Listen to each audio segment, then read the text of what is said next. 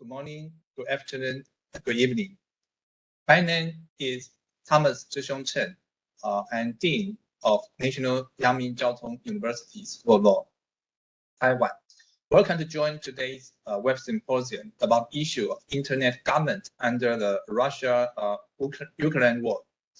The series Web-Symposium are co-organized by my school, National Yang-Ming University School of Law, and the Taiwan Internet Governance Forum, TWGF.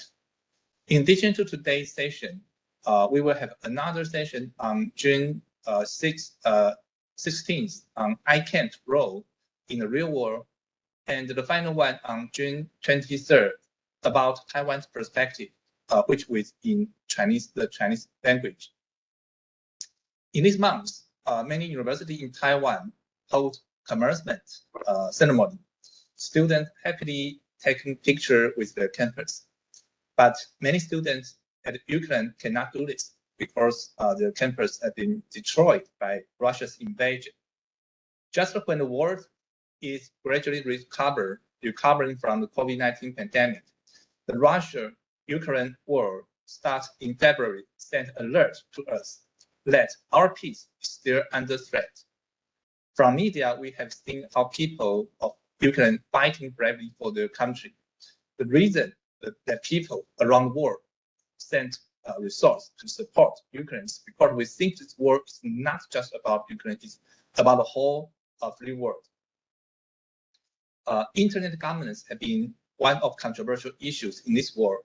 4 days after Russia launched the war against Ukraine, Deputy Prime Minister of Ukraine and the Minister of the Ministry of Digital Transformation immediately sent a request to President and Chief Executive Office of ICANN, and the ask is to introduce a list of sections targeting the Russia Federation's access to the internet, including revoking the domain name .ru and its related authentication mechanism, and shut down some of its DNS root servers. So after 3 days, President and Chief Executive Office of ICANN replied about being unable to realize Ukraine's request due to various technical and policy reasons. At the same time, it was pointed out that only a wide range of independent internet access can enable the public to obtain reliable information and diverse views. The full name of ICANN is Internet Corporation for Assigned Names and Numbers. The role of its organization in Internet is like post office. It controls domain name system, DNS, which is a naming system used to identify computers reachable through the Internet or other Internet protocol networks. The special part of ICANN is that this organization is not part of the United Nations system. It is registered in California as a non-profit organization under the laws of the United States. For today's topic, it's important that ICANN does not follow the United Nations order. If it follows the US order, all websites in Taiwan might end with .cn rather than .tw. On the other hand, it's also because of its neutrality, ICANN decide not to realize UCANN's request. So today's topic is about the rationale and source about Ukraine's request to ICANN. We decided to hold this series web symposium is because in recent years, Taiwan is often called the next country, the next Hanka, the next Ukraine in Asia. So we are curious how UCANN can get this idea and make requests such a short time, and how the people of Ukraine reacted to this event. Is there any other actions of internet governments taken by Ukrainian government, and what is the role of Ministry of Digital Transaction? What is the possible sanctions we can request under international law? We have 5 speakers from different disciplines, including internet law, cybersecurity, and international law. The first speaker, Rustin Melnichenko, is the head of Department of Legal Support of Business Activity at Kyiv National University of Trade and Economics. And the second speaker, Daria Begakov, well, thank you for arrangement. Otherwise, not possible. We can arrange this event in such a short time. She's now a postdoctoral researcher at our school, Yang-Ming University School of Law, and also a visiting scholar at the Department of Law, Uppsala University in Sweden. The third speaker, Katerina Besnochenko. Sorry that I hope my pronunciation is correct. She's an attorney at law and from Ukraine. And the first one, Gatis Police, is a security professional association member and scholar at BA School of Business and Finance, Latvia.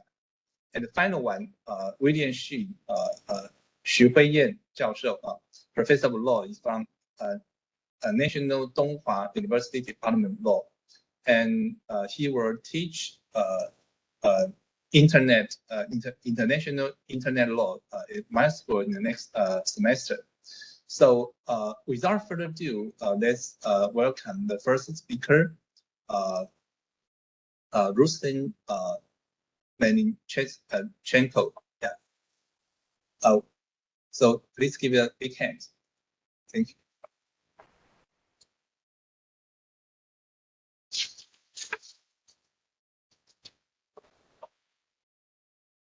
So Rustin, now is your forum is yours.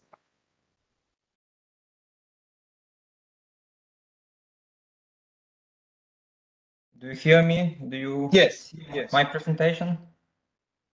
No problem. Thank you.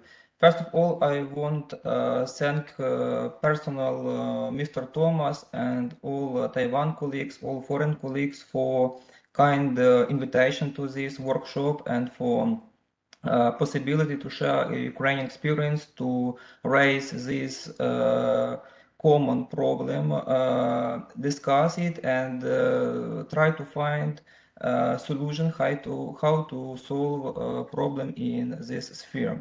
So let me introduce myself. My name is Ruslan Melnichenko. I am from Ukraine, from Kyiv. I am practicing attorney at law, Ph.D. in law. My previous experience was mainly focused on international private law, foreign activity, and business. In parallel, I am practicing at Kyiv National Trade and Economics University. At the moment, I'm heading a department. It is called Legal Support of Business Activity. My sphere of interest covers internet law, cybersecurity, not only in Ukraine, but in the world. Today, my speech will be devoted to cybersecurity in Ukraine, current issues we have at the moment in 2022, but in focus to ICANN, because cybersecurity sphere is very broad, very deep, and has lots of challenges, issues, and problems. Today's my speech will be devoted especially to ICANN. So let me continue.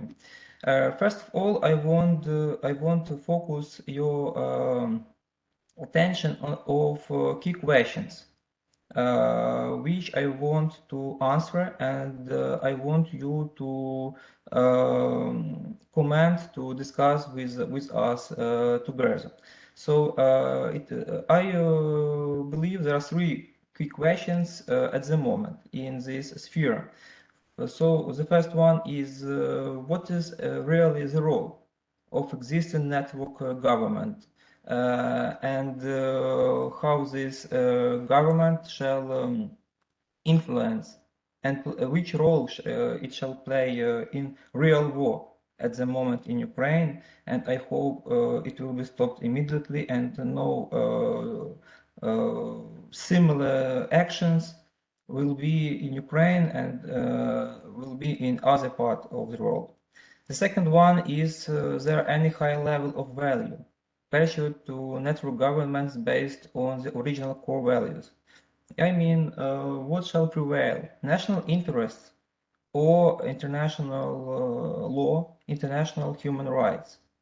And the third key question is what real procedure can the global internet community use to express their opinions or consensus on this matter? How we can stop propaganda, how we can stop false, how we can stop making information war in the world. So I believe it is key questions that shall be discussed today and shall be focused today. I will try to provide my vision of them and kindly ask you to discuss them with me. So before I go ahead, I want everybody clearly understand what is going in Ukraine right now. It is reality today. I woke up, and not only me, every Ukrainian woke up on February 24th from the noise of bombing Ukraine. It is not a joke, it is reality. On presentation you see the biggest telecommunication center in Ukraine. It is situated in the center of Kyiv. For your understanding, I see this telecommunication center every day from the windows of my flat. It is in the central part of Kyiv and it was attacked by Russian missiles. I want everybody to understand that cybersecurity is more than important topic today, and not only in Ukraine. Cyber war is, I believe, is much dangerous that simple weapons, simple military forces like it was in previous age. At the moment, in Ukraine, key infrastructure facilities are attacked by hackers, are attacked by cyber persons. The first object is communication system, where national information resources are processed. The second one is critical information infrastructure facilities. The third one is e-government, e-government services, e-commerce, e-document management. The fourth one is strategic enterprises of energy, chemical industry, transport, information and communication technologies, electronic communications in banking and financial sectors. The fifth one is enterprises in centralized water supply, drainage supply of electricity and gas, production of food, agriculture, health, and so on. I want everybody to understand that cyber war can stop normal life of megapolises, of big cities, and it is challenge not only Ukraine, but it is challenge of the world. In my presentation, I am referring to official papers of Ministry of Digital Affairs of Ukraine. I am referring to official papers of Microsoft Corporation that is investigating from the earliest war till today cyber attacks to Ukraine. Should anybody wants, I can share these official documents for consideration. As I promised, today I will focus only on ICANN problem and on ICANN issues Mr. Thomas already raised at the beginning of his speech, and international community is discussing Ukrainian request to ICANN head office. So what we have at the moment, I will try to outline the problem and to show my vision and to show how we can proceed next.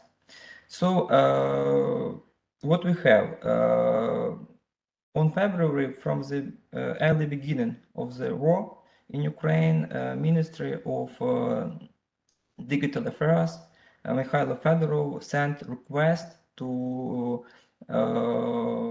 head office of ICANN, and asking revoke Russia top-level domains. They shall be revoked alongside with national associated security socket layers certificates. What motivation? Why Mr. Fedorov asked to do that? Why he asked ICANN, not other organization? So motivation is very simple. Russia is producing lots, portions of false information. It is disinformation to Russians, firstly, and to the world, secondly. Russia has their own parallel reality.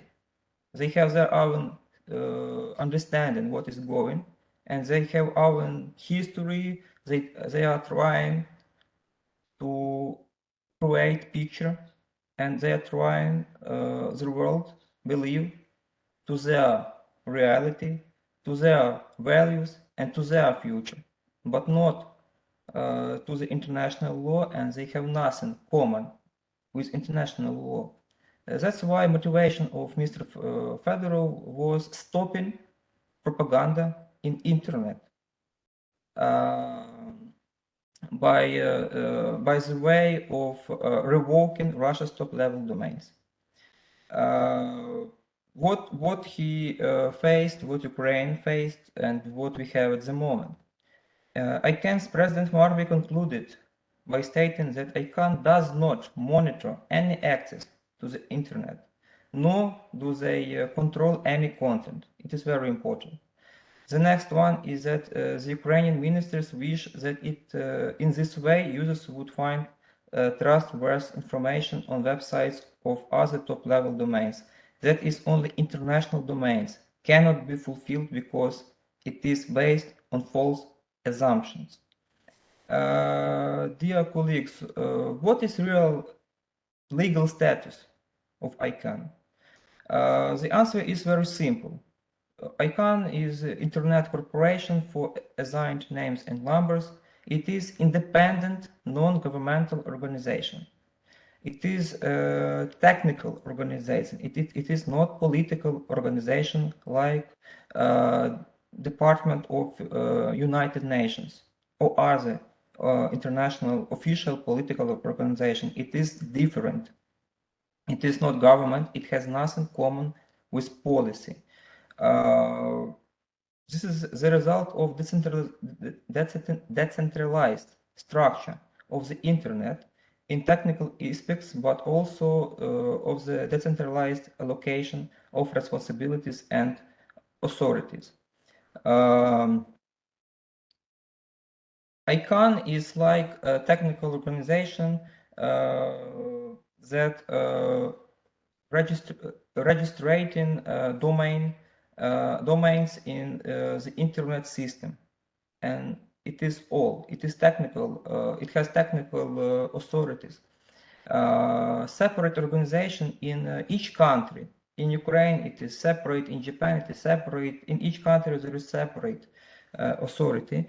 Assigns domains of this country with code according to the respective laws of the country. It is competence of each country. It is national law. ICANN solely makes sure that an authorized organization in a country organizes and executes the domains. This is agreement in favor of decentralization of power so that ICANN does not serve as a possible world government of the internet. It is very important message. And the next one important message is independence and full neutrality of ICANN. ICANN must remain neutral so that Russian internet users and all other users can obtain reliable information. ICANN's President Marby states rightly, I believe he was and he is right, that any other action would result in the loss of trust in the multi-stakeholder model, and thus the measures required for the maintenance of the global internet would no longer have support. And what we will have if we will shut down Russian internet, what we will face, it is a big question. It is a big question. Internet society are stating that if ICANN revoke Russians' online rights, could disrupt technological, political, commercial, and geopolitical internet boundaries worldwide. ICANN is paying attention that despite the need to aid the affected territory amid the crisis, revoking one's right to internet access contradicts the purpose and function of the internet in connected to the world. Let me remind that there was no precedent ever in shutting down any country to internet from ICANN's side. So I'm asking yourself, I'm asking myself, will we win or will we lose if we shut down internet in Russia? Who will win and who will get advantages from that action? Perhaps it is one level of the next level of political game on the geopolitical level. I believe that implementation of the Ukrainian ministry's Fedorov's demand would play into the hands of Russia and Kremlin and confirm his warnings, their warnings that the West wants to ban Russia from internet. Let me remind that Russia, Kremlin, has already created threat that the West would want to cut Russia off the internet. Is already existing several years old, if no more. Kremlin's plan was and still are to build their own Russian internet. In society, it is commonly called RU-net. Under the pretext of protecting oneself from Western cyber attacks, the Kremlin established an immense surveillance infrastructure within the Russian territory. What we have today, colleagues, in Russia with internet, I can state with sure that Russia already closing internet itself, without ICANN's efforts, without Ukrainian demand to shut down Russian internet. What we have today. On presentation, you see official statements I found from Microsoft Corporation investigation and other official resources. Kremlin position is very simple.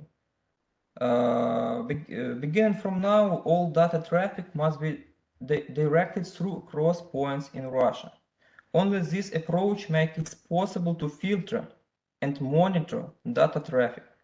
By the way, China sets an example with its Great Firewall. I believe you know it, which is yet so far much more successful in screening and thus filtering and monitoring the data traffic of its citizens.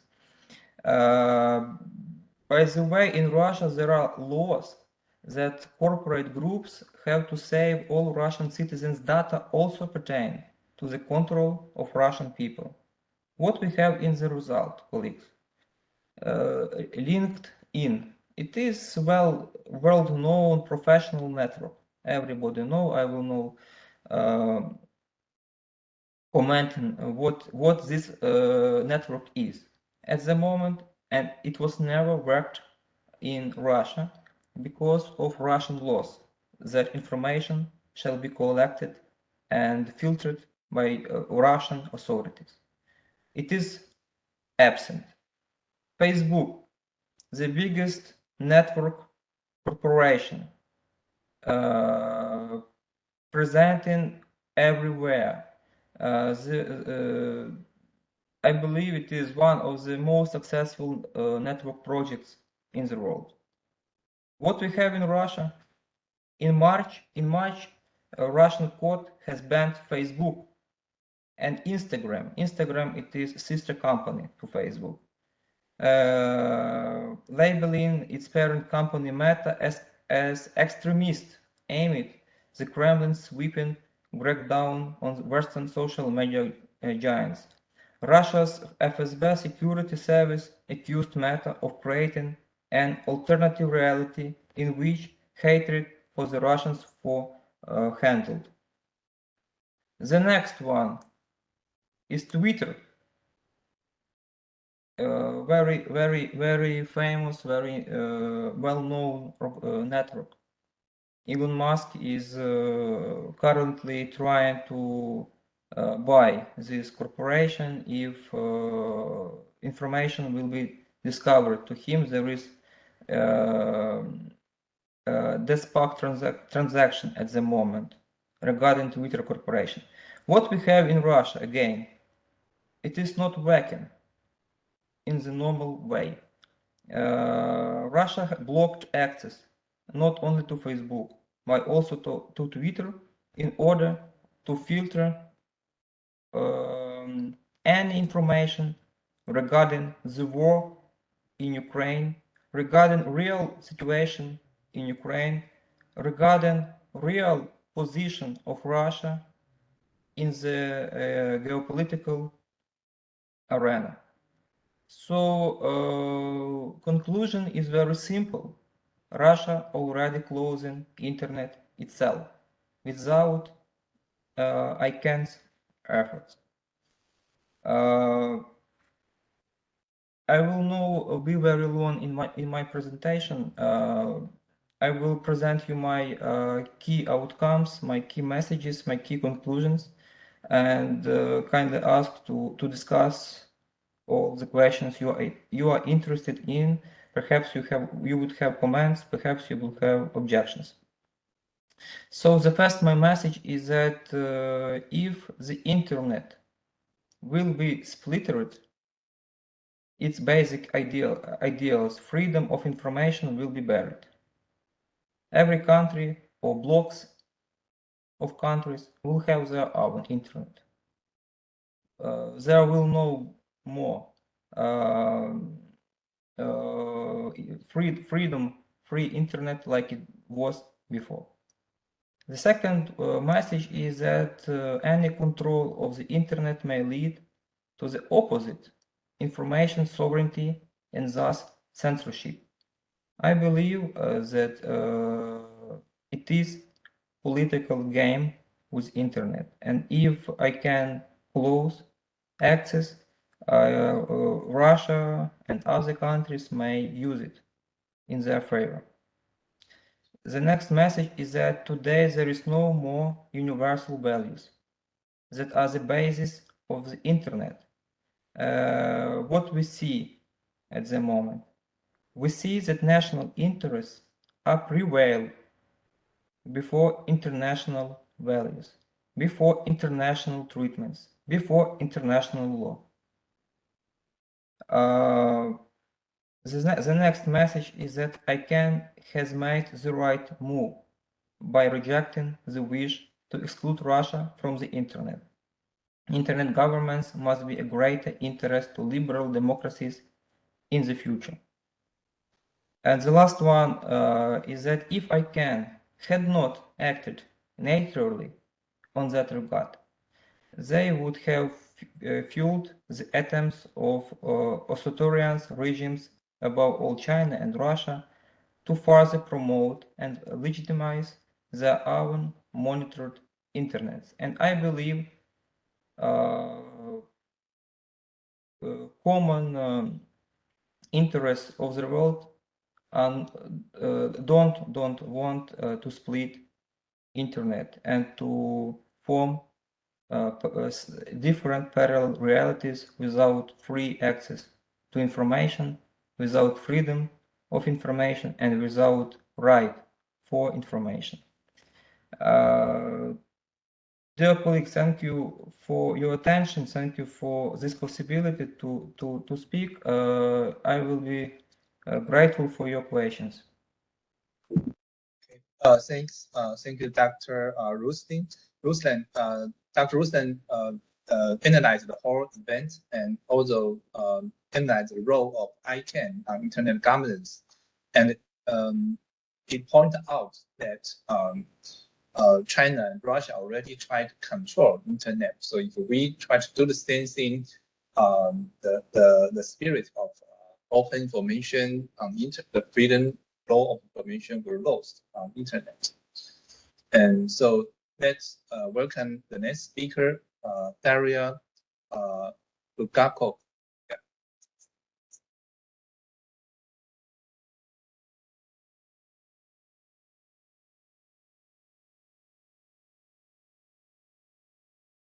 Hello, everyone. Thank you so much, colleague from Taiwan, for possibility to speak about Ukraine. And thank you so much for colleague from Latvia that is also present the view of Latvia impact of the situation in Ukraine. But before I will start my speech, let me introduce myself. My academical path, I was started from the Yaroslav Mudry National Law University that is located in Kharkiv, Ukraine. My PhD in international law I got in the University of International Business and Economics in Beijing, in China. And for now, I do my postdoc studies and to find out the cybersecurity issues, internet issues, data protection issues that is expertise for my research. I cooperate with the 3 universities. One of them is Vilnius University Faculty of Law in Lithuania. Another one, Uppsala University Department of Law in Sweden. And the top major university that I'm pleasured to cooperate is the National Yang-Ming University in Taiwan. My speech will be covered the issues of the public international law and internet governance as well. And to continue my speech, I would start from the statement about the next. Governance of the internet must encompass protection from the internet. That is protection of states and society from use and misuse of the internet. But this protection is not absolute. Therefore, there is possibility to think about of destruction of the internet. And maybe this experiment can be impossible because of the multi-infrastructure of the internet. Nevertheless, the 3 steps for destruction would be necessary. The first one is cut off the transcontinental internet cables. The second one to disable the root server and to destroy the data centers that contain the physical data. And that is the representation of aspects of internet physicality.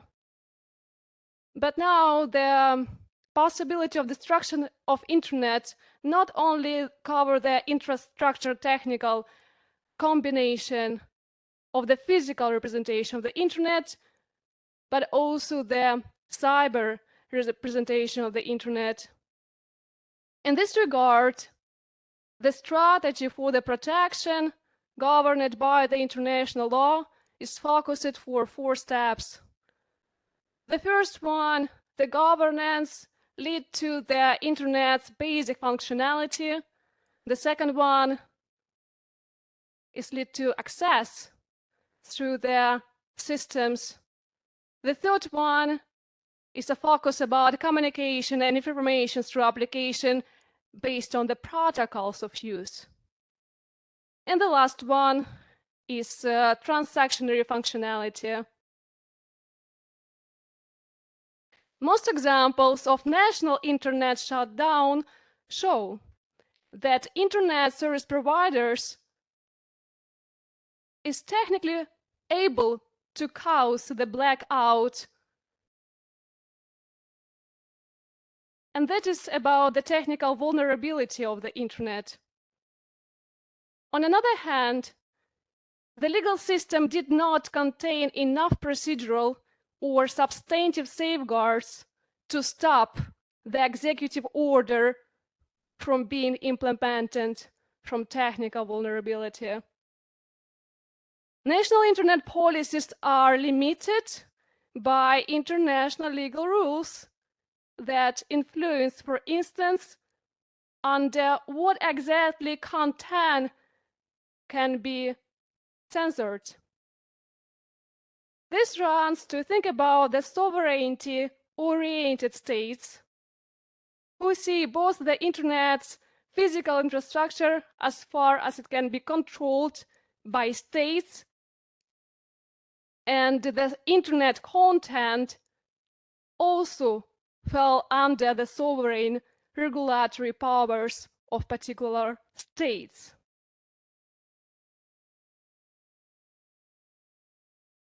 And as example, there was steps of international community to provide the cybersecurity treaty for Internet United Nations, but it was not successful. Also in 2012, International Regulation Summit that was held in Tunis represent the interest of sovereignty-oriented states that include Algeria, China, Egypt, Russia, Saudi Arabia, Sudan, and the United Arab Emirates. Those countries called for state-based mechanism to manage key internet resources. But we have to think whether the national interest of the state sovereign countries can be over than global interest. The definition of a global common interest is a process that's driven by international actors. In that process, we have to be aware of dangers of this interest. Namely, a particular group of actors with specific interest wish to establish the particular interest as a global interest. Through defining the integrity of a network, a common interest would be a first, and the case for the protection of and from the internet as a common interest is in the light of its functions and role today in economic and social reality. Therefore, we have to think how we can combine the national interest together with the global interest. And there is a call for normative order of the internet in the international law. Protecting internet integrity and the offline world by reducing the potential of criminal misuses of computers and networks are important for international fight against cybercrimes and cyber terrorism.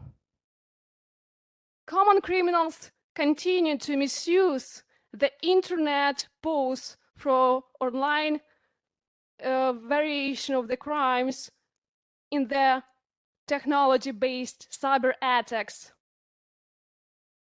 For this unlegal interest of the state-based sovereign countries, we can see that these countries try to promote coordination of terrorist attacks and the promotion of unlegal ideology. International law, in this regard, have obligations for states.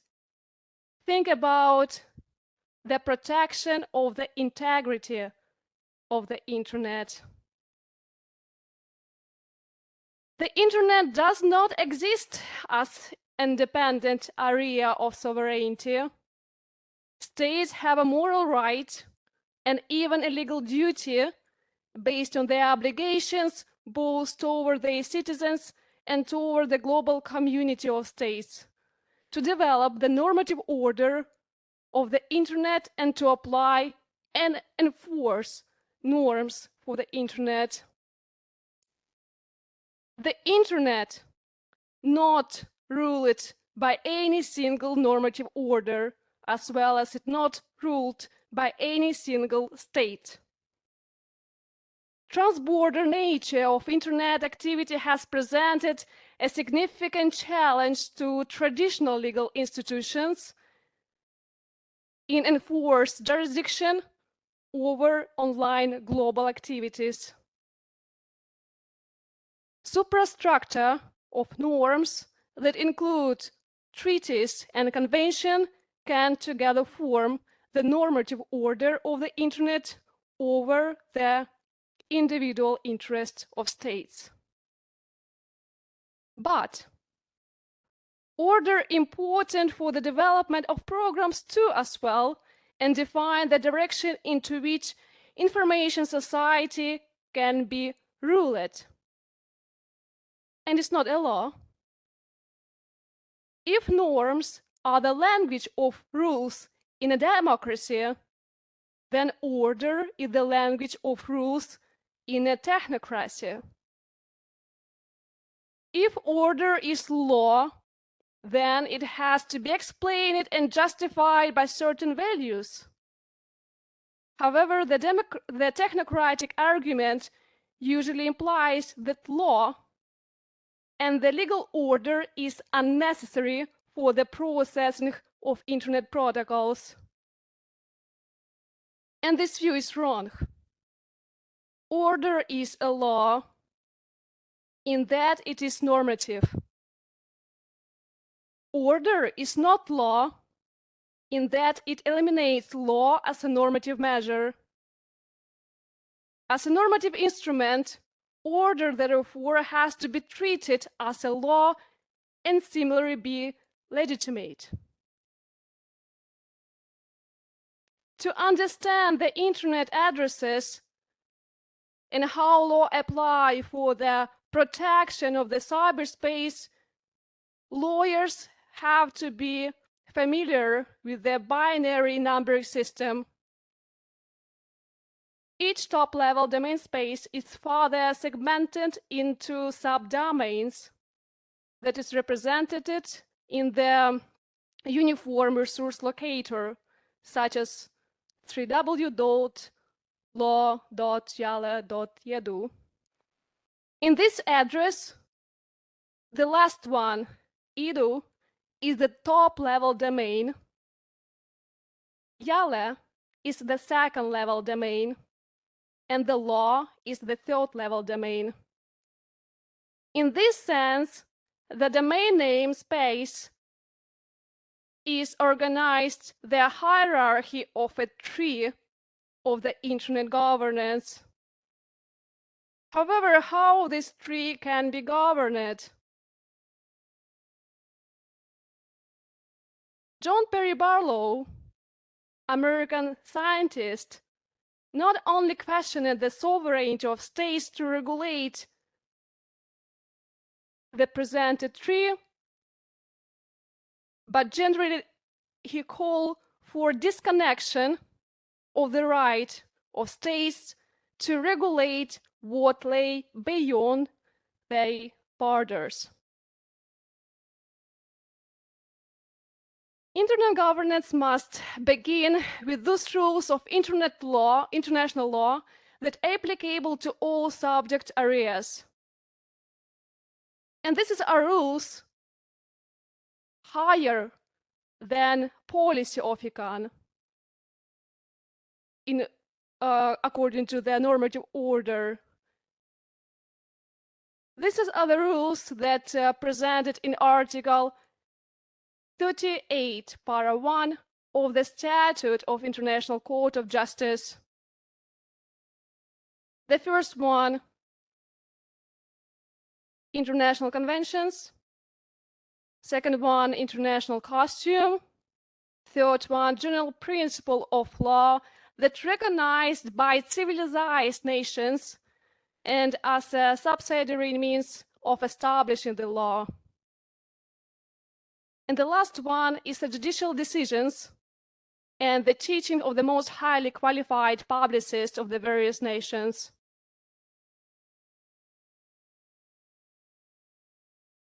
According to the above mentioned, there is a proposition called make a statements for internet governance.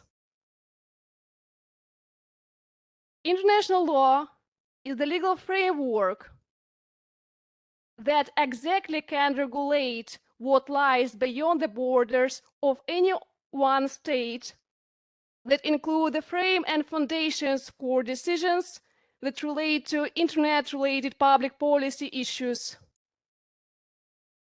It is further international law that manages the global common interest in the internet's functionality through its norms.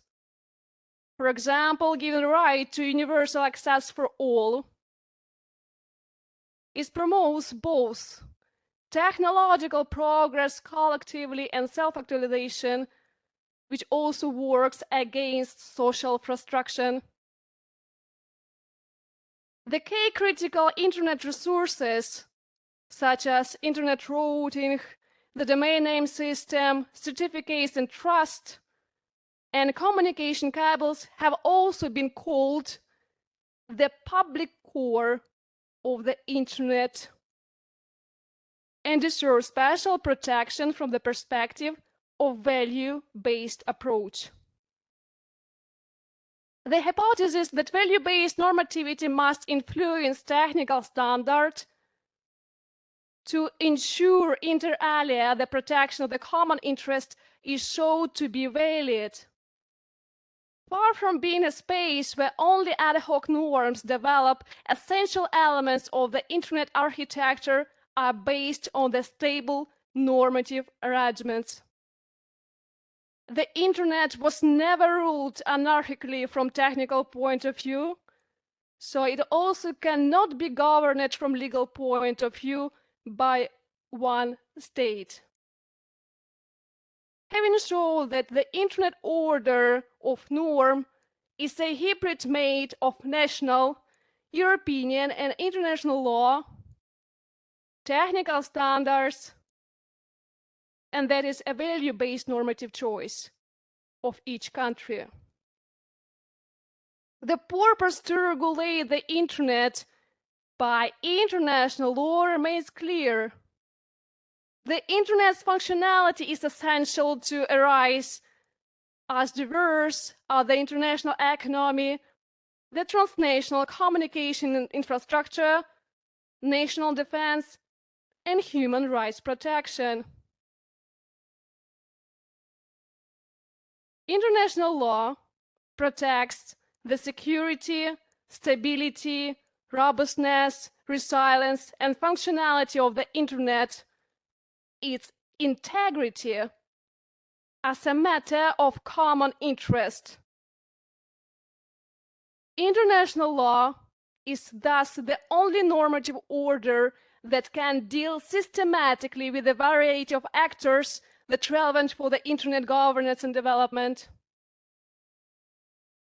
As national democratic normative processes are determined and overshadowed by technological decision-making, experts, international law is the only normative order that can, as a legitimate order, qualify rules on and rules of the internet and provide for states foundational principles for normative and factual action that can be conducted in the internet. The outcome of the proposed 10 statements is the next. Dimensions of access through infrastructure and to content are protected by international law for the public core of the internet in its integrity. States have to start implement the duty to provide secure internet access. And this implementation has Ukraine, about what the next speaker will be much more deeply provide, argues. The international legal duty is to provide framework where states must guarantee security. And within that framework, they are free. Free Ukraine. Thank you so much.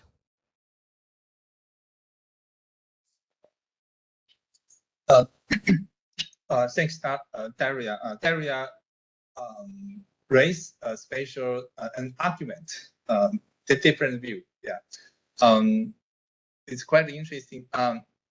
It reminds me that in Germany there's a concept or defensive democracy, means that since democracy is a value, it constitution need to defend itself. Yeah, so at the beginning, Daria mentioned that the internet must have some mechanism to defend. It's open, it's a flow of free of information, and also it mentioned that the law, the governance of internet actually is written by code or by technique, and it reminds me that Harvard Law Professor Lawrence Lessig on her book called version 2.0. Yeah, and they say that engineers make order of the internet. So those structure is not purely value; it represents certain value, and those value constitute the internet. So, and also she mentioned that international law should be the principle that govern the internet governance. Yeah. So the next, let's welcome our next speaker, Catherine. But sorry. Yeah. So okay. Yes.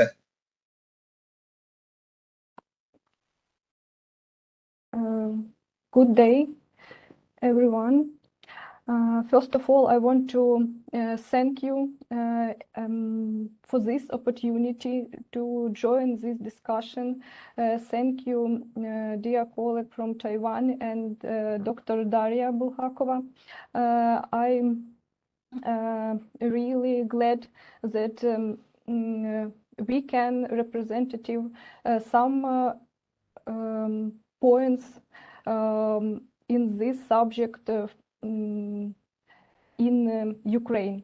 And I want to speak about internet sustainability and how it regulated under Ukrainian law in martial law. I forgot to introduce myself.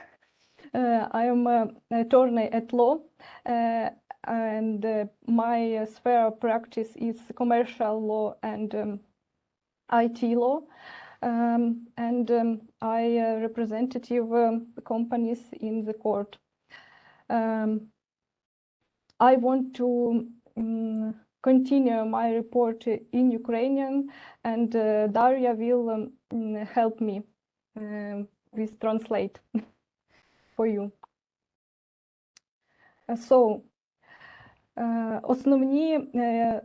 Зараз я хочу розповісти про основні аспекти, які будуть висвітлені в даній доповіді.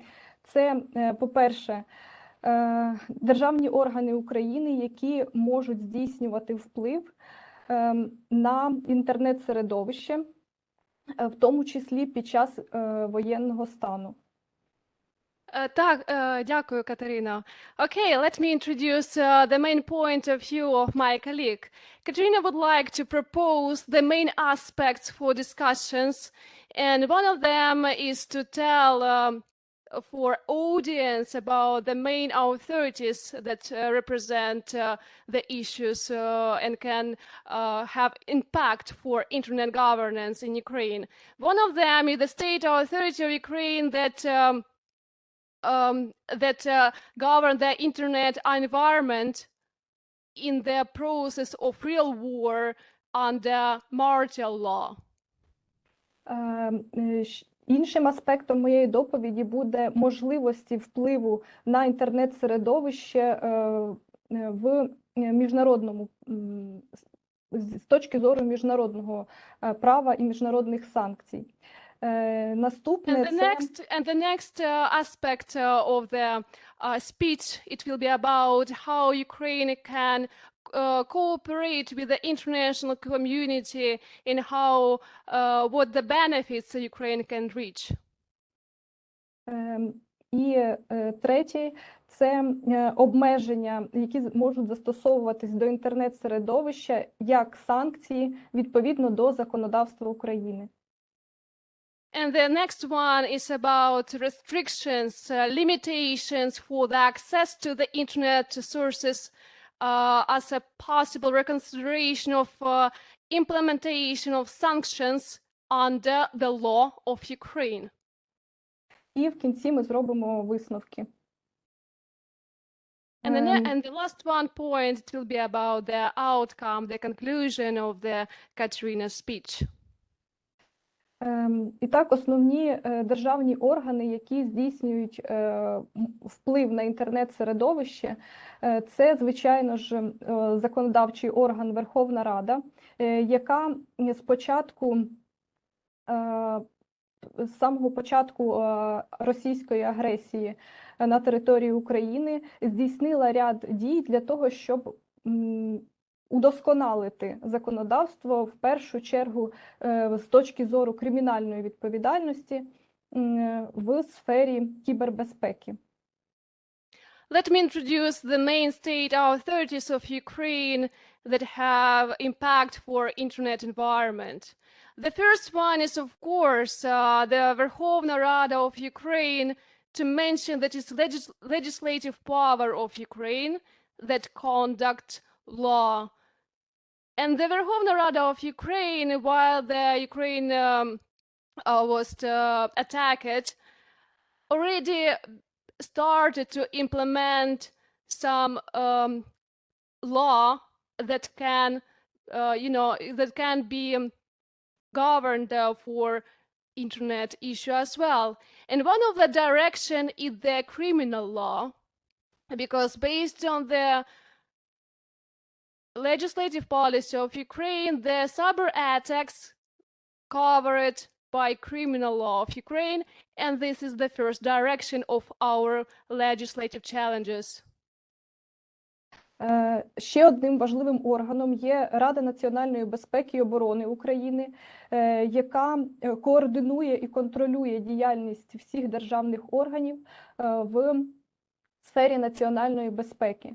І саме даний орган вправі застосовувати санкції відповідно до національного законодавства України щодо порушників, які визнаються в тому числі такими міжнародними організаціями, або ж відповідно до українського законодавства, і це ми нижче розглянемо. The next important authority is the National Security and Defense Council of Ukraine. The main function of this authority is to coordinate the activities of the executive power in Ukraine for the purpose to ensure the national security and defense.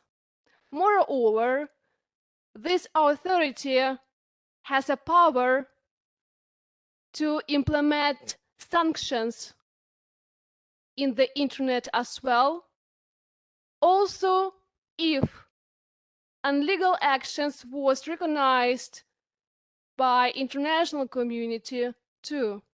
So not only in the interest of the national security, but also if the international community found out the aspects of the possible attacks, the National Security and Defense Council of Ukraine also react for this damage. Наступним державним органом є Державна служба спеціального зв'язку та захисту інформації України. Даний орган проводить моніторинг інтернет-ресурсів і вправі своїм зверненням звернутись до інтернет-провайдерів або реєстраторів доменних імен з вимогою про блокування тих чи інших доменних імен або ж IP-адрес. The next authority, the State Service of Special Communications and Information Protection of Ukraine. That is the main authority that has a direct power in the internet governance. Because this authority can have a request to the IP providers, to the organizations that certify the domain names. And this authority can interact with the representative of the internet industry organizations. And based on this request of the State Service of Special Communication Information Protection of Ukraine, some websites or IP addresses can remain blocked for the particular interest of the national security. І ще один орган – це Міністерство цифрової трансформації України, діяльність якого в більшості направлена на реалізацію саме державної політики в сфері інтернет-ресурсів, розвитку і діджиталізації діяльності держави, підтримки доступу до інтернету і, в принципі, здійснення імплементація нових можливостей і технологій для забезпечення стабільності інтернету. And the last one important authority, the Ministry of Digital Transformation of Ukraine.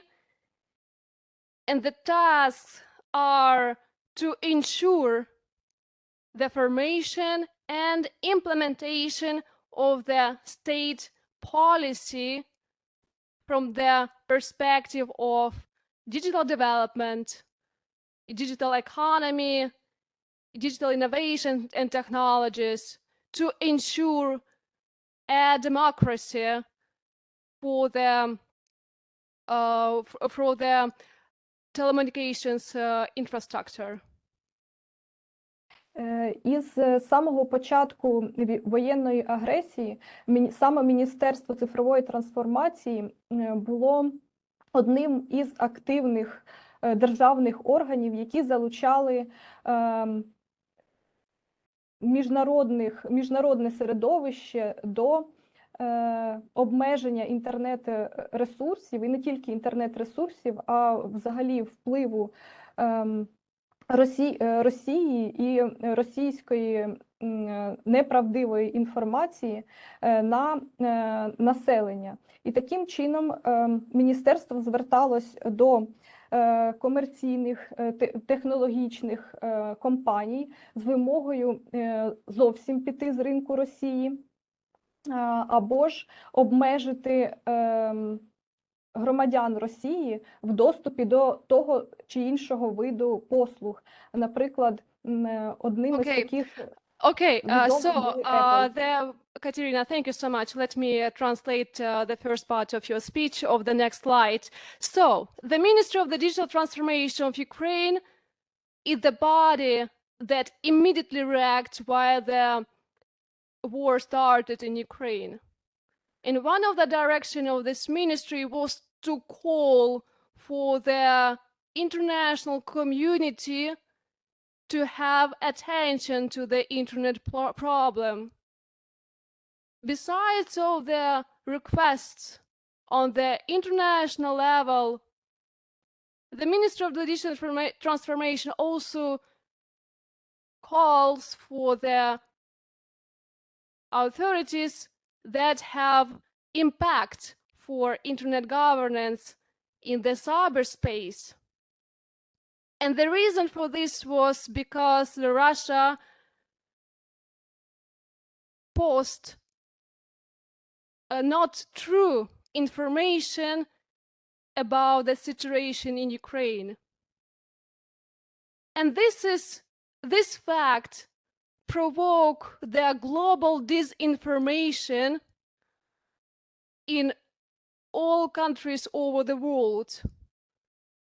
Because of this, Ukraine reaction was to stop the Russian providers be in the market of cyberspace.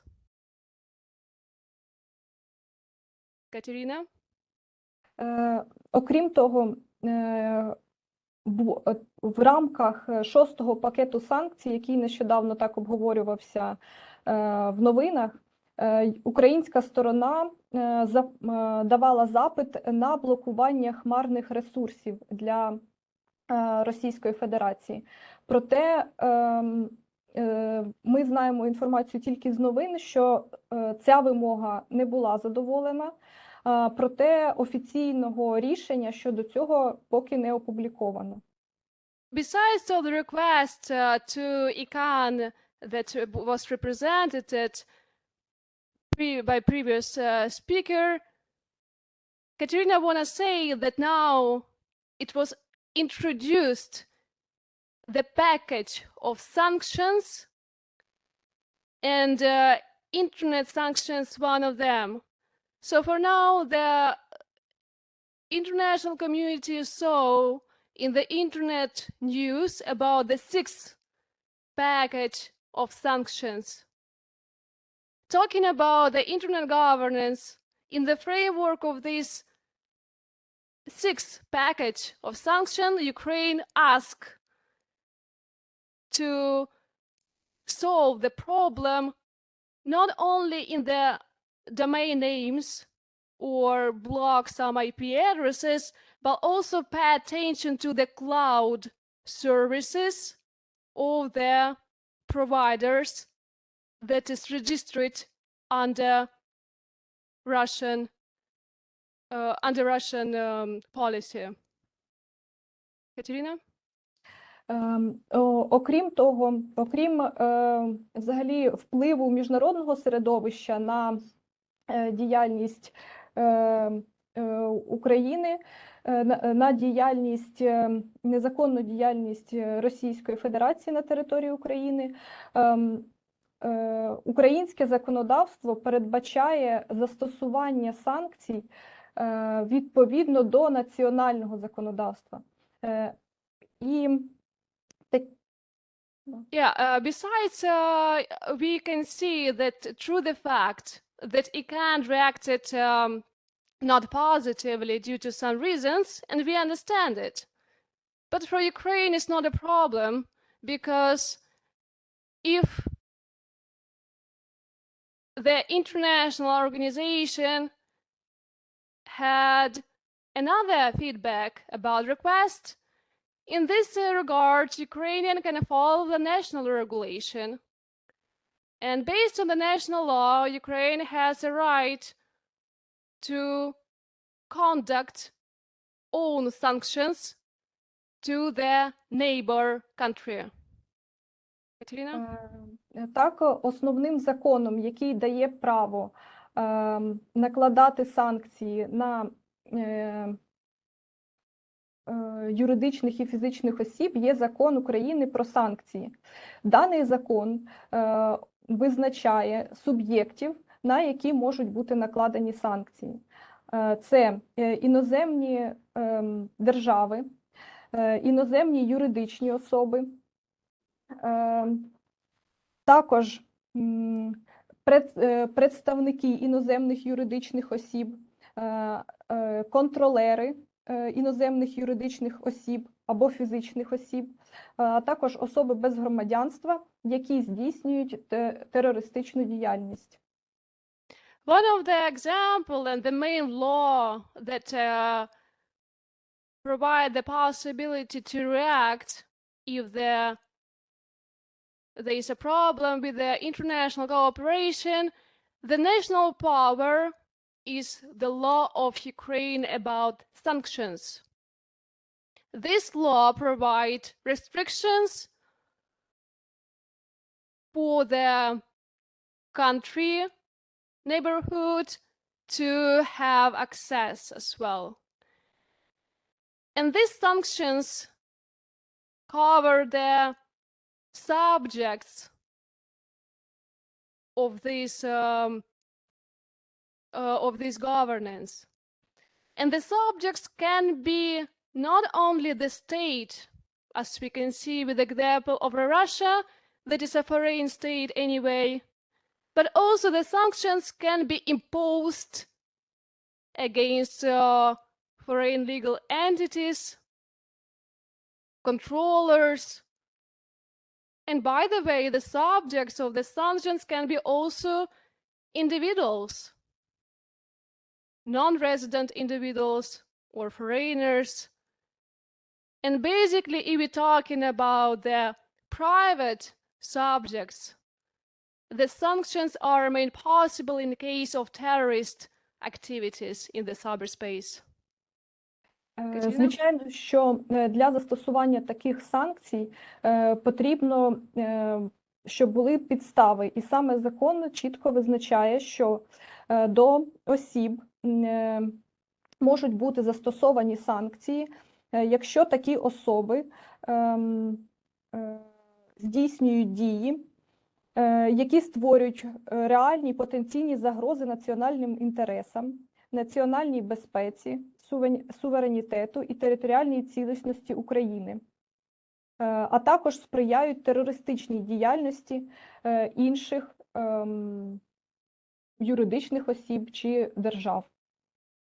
Of course, in order to conduct the law, Ukraine as a democratic country follow the statements for application of this law. And to be able to apply, there have to be investigations about the grounds for sanctions.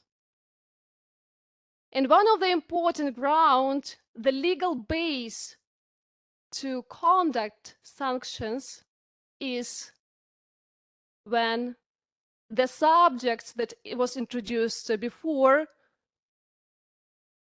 conduct real danger, or the authority of Ukraine have found the potential danger for the internet stability, and also if the subjects are promote the terrorist attacks, and these attacks can be seen as attacks against the national interest of Ukraine in the cyberspace as well. Katerina? Даний закон передбачає дуже великий перелік санкцій, які можуть бути застосовані. Більшість із них – це економічні санкції, тобто обмеження в тій чи іншій сфері юридичних осіб, блокування активів і так далі.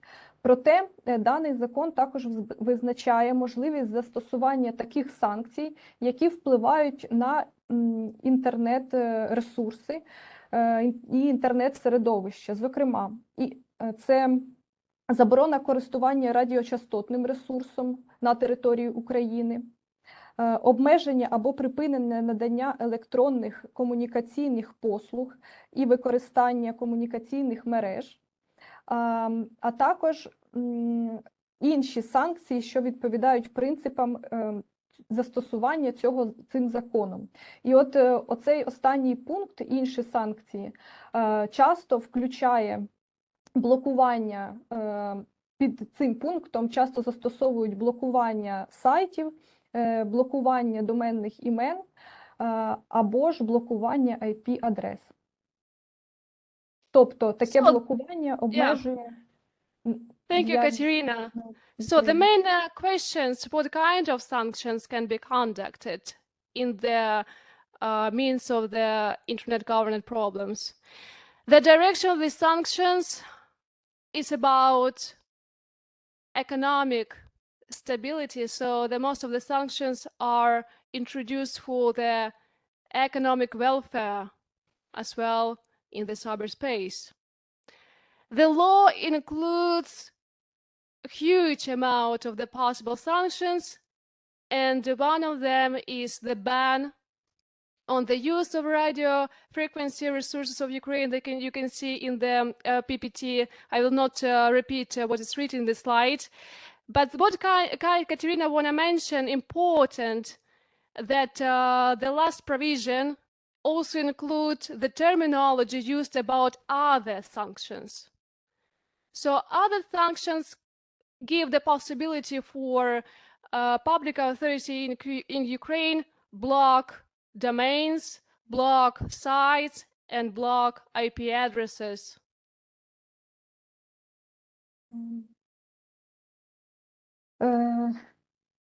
В загальному можна зробити висновок, що в Україні, в принципі, можливо обмежити інтернет-ресурс або телекомунікаційну мережу, якщо вона є такою, що порушує національну безпеку. В основному блокування сайтів російських застосовувалось до сайтів видань, інтернет-видань або новин. Тобто тих, які поширювали російську агресію і російську пропаганду і висвітлювали неправдивість дій, які здійснює Росія. The conclusions can be summarized on the statement that you can see on the screen of Katya's presentation, but important notice and important fact that Katya want to say that besides of the sanctions that possible for the national interest in order to stabilize the security in the cyberspace, Katya mentioned that in principle, Ukraine respects access to the internet of all states. But sanctions coming from the Ukraine is the reaction for the behavior of the Russian Federation. Because this country produce not evidential information that doesn't have is not valid to be and do not relate to the reality, so the reaction of the Ukraine is coming to the block this information. Ukraine wanted to give the world to know that the information that is coming from the Russian sources is just fake. That's why Ukraine, with respect to the access to the internet from the perspective of the international community, not ask to just to limit access to the internet from the Russia in global, but remain focus is to block the sites, domains, or IP addresses that was found in the cyberspace that promote that false information. By doing so, Ukraine called for the international community to be aware and try to guarantee the right of everyone in this world, the right to the true information. This is why Ukraine asks ICANN to block some domain sources, because they promote false information. Katya? That's all main points of what we want to say. And Thank you so much. Thank you very much for your time and for your attention. Thank you. Thank you, everyone. I hope that the translation was, if not, the same as the words of Katya, but I was trying to provide the main idea of Katya's speech. Thank you so much for your attention. Okay, thanks. Thanks, Katerina's talk, and thanks, Daria's translation. Yeah. Okay, and now I more understand that there's a legal base for Ukraine's action, and particularly based on martial law. And there are certain actions in the law that can take against other states. This also, I mean, remind me that under certain condition, maybe sometimes domain name may be seized for certain reason, based on, for example, by court order. For example, if someone for trademark infringement or copyright infringement, sometimes it's possible to seize domain names or websites. So why cannot do so for basic on other countries' law? So the next one, let's speaker get his policy, please.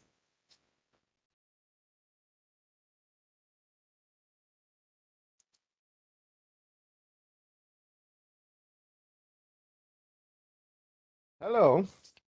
Hello, everyone. Thank you for opportunity to talk in this conference, in this Web-Symposium. It will be quite experience. Thank you, Daria, for inviting me. Thank you, colleagues from Taiwan. It's really hard to speak about these topics, but I'm really pleased that we speak of them. So, hello, my name is Gatis Pols. I'm qualified lawyer, as also a member of Cybersecurity Professional Association, also scholar of BA School of Business and Finance in Latvia. So today I will speak about what to expect when you're expecting that Russian cyber game plan for cyberspace, just from perspective of Latvia, of conducted attacks, cyber attacks, and some cyber crime groups have recently publicly pledged support for the Russian government. These Russian-aligned cybercrime groups have threatened to conduct cyber operations in retaliation to perceived cyber offenses against Russian government or the Russian people. Some groups have also threatened to conduct cyber operations against countries and organizations providing material support for Ukraine, to the Ukraine.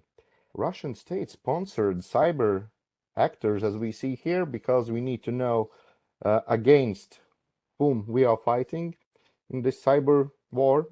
I will say it's cyber war, really. Russian state-sponsored cyber actors have demonstrated capabilities to compromise IT networks, develop mechanisms to maintain long-term persistent access to IT networks, exfiltrate sensitive data, and disturbing critical industrial control systems. It's a critical infrastructure. Historically, operations have included deployment of destructive malware as Black Energy and NotPetya, known in Ukraine. Recent Russia state-sponsored cyber operations have included massive DDoS attacks against organizations, which I will talk further. As we see, these are the government and military organizations from Russia. It's, I would say, open sourced, achieved based on industry open source reporting systems. It was achieved this, but cyber threat actors from following Russian government and military organizations have conducted malicious activities all over the network. Based on industry and open source reporting, cyber authorities assess multiple Russian-aligned cybercrime groups who pose the threat to critical infrastructure. These groups include, as we see, a lot of spiders, and that Killnet. It's mostly known in Latvia. It's mostly talks Latvian media about it, and a lot of spiders there, and then Hacknet team. I hope I will not be hacked after talking about this. So, the next I will talk. I will look at statistics on the total number of unique IP addresses compromised in Latvia. As we see from February till the March, that threat landscape increases. This is like a thermometer that shows that, for example, C6 is a daily threat emerging. Then it's C5, it's moderate threats. C4, it's average threats that impact commercial sector. C3 is significant threats.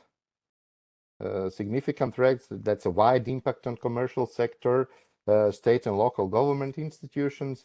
C2 is a high importance threats influenced by state institutions, national IT infrastructure, and thank God that the most red one and most significant one is the national level threats affected provision on the basic services, threats to public administration, critical infrastructure, or to disable economic or political stability. As we see in these graphics, the last one is the May.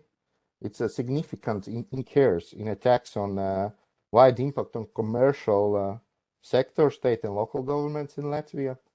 As we, this graph is used by Latvian CERT. It's Information Technology Security Incident Response Institutions. Has been using the threat matrix developed by United Kingdom National Cybersecurity Center. This is a threat landscape. It's a May 21 and May 22. Why I'm talking about May? Because after the May of the 9th of the May, there is significant increase in attacks, because I will speak a little bit further about this, but about these graphs, the C1, these show that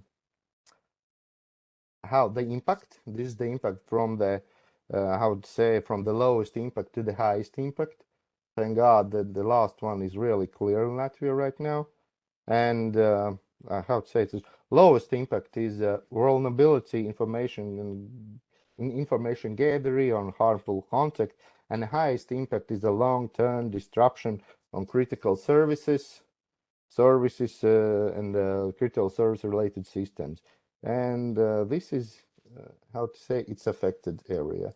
Affected area also from 1 to 6. That the one is affected individual or small servers, and then we're going further and see it's the provision of the provision of basic services at national level is affected, critical infrastructure is affected, or a large number of service recipients are affected. Thank God it's also like clear, but as I said before, in the May, this was significant increase in level of affected medium-sized organization, companies, public organizations, public sector. The threat landscape is accelerating faster as global tensions grow over the Russian-Ukraine conflict. The cyber war is well underway, with the Ukraine relying troops for frontline of the cyber battleground.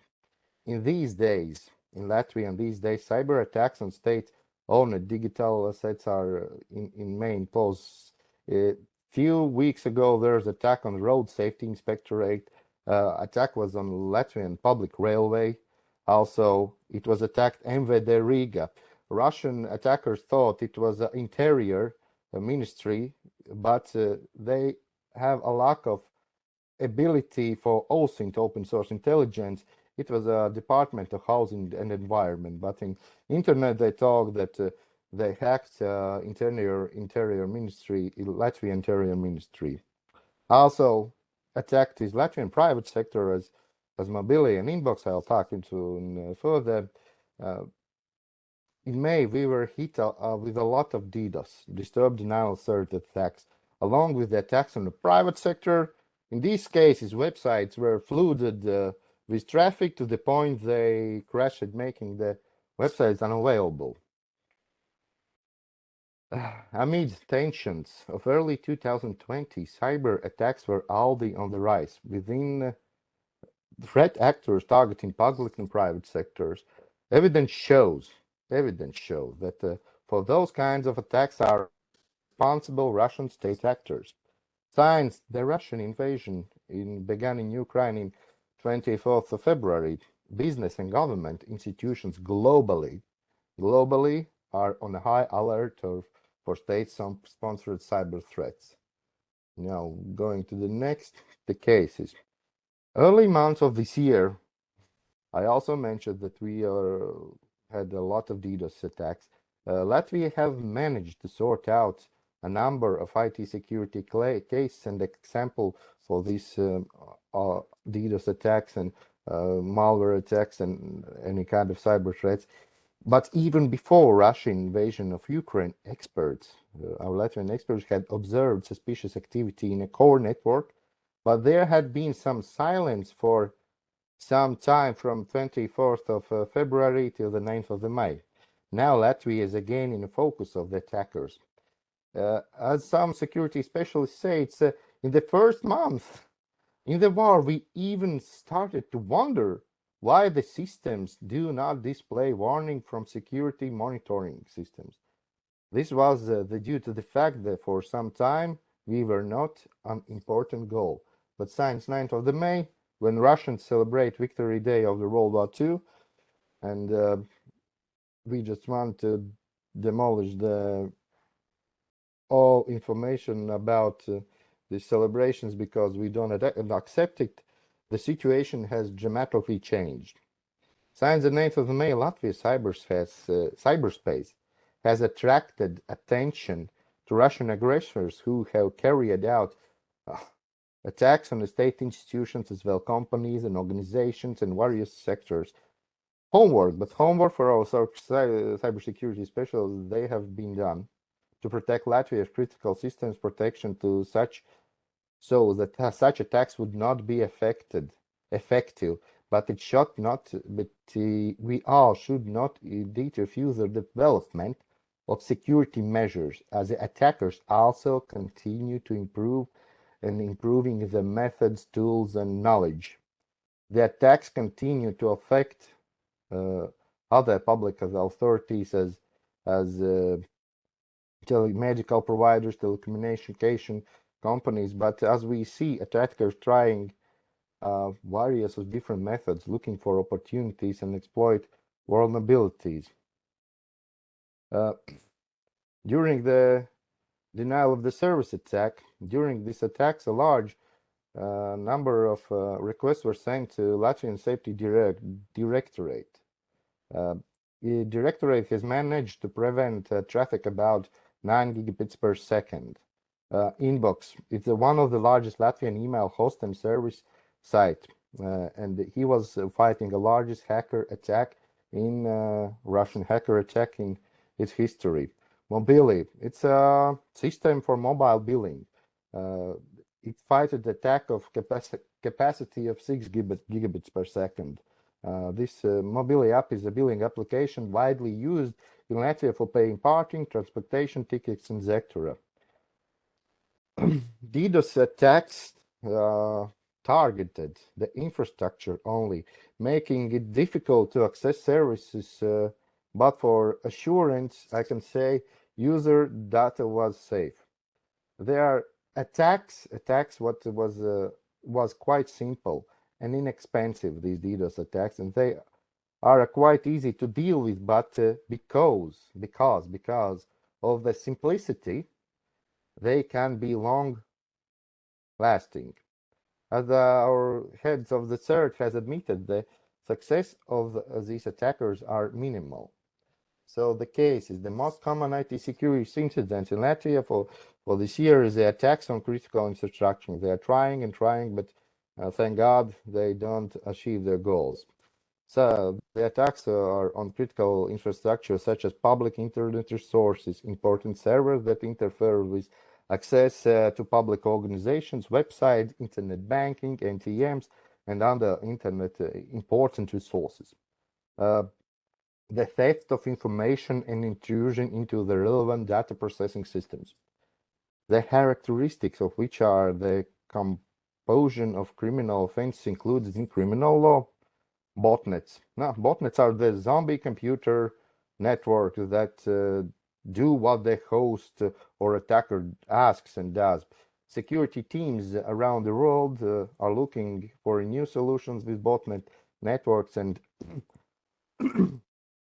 mostly they are seeking to find the hosts and fight them. Automated attacks. These attacks are the attacks that are, for example, launch a special program in your computer, then that helps to access victim's HTTP server. For example, it's automated attacks use bots to try exploit vulnerabilities in web applications. Targeted attacks on the single resources with so-called phishing technique that counterfeits web pages that are identical to the original page and then steals user credentials.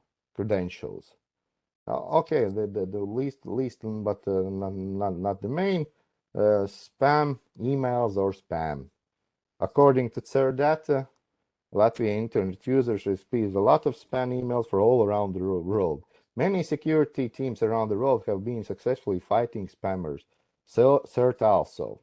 Portal Inbox has created so-called blacklists for spammers for blocking them.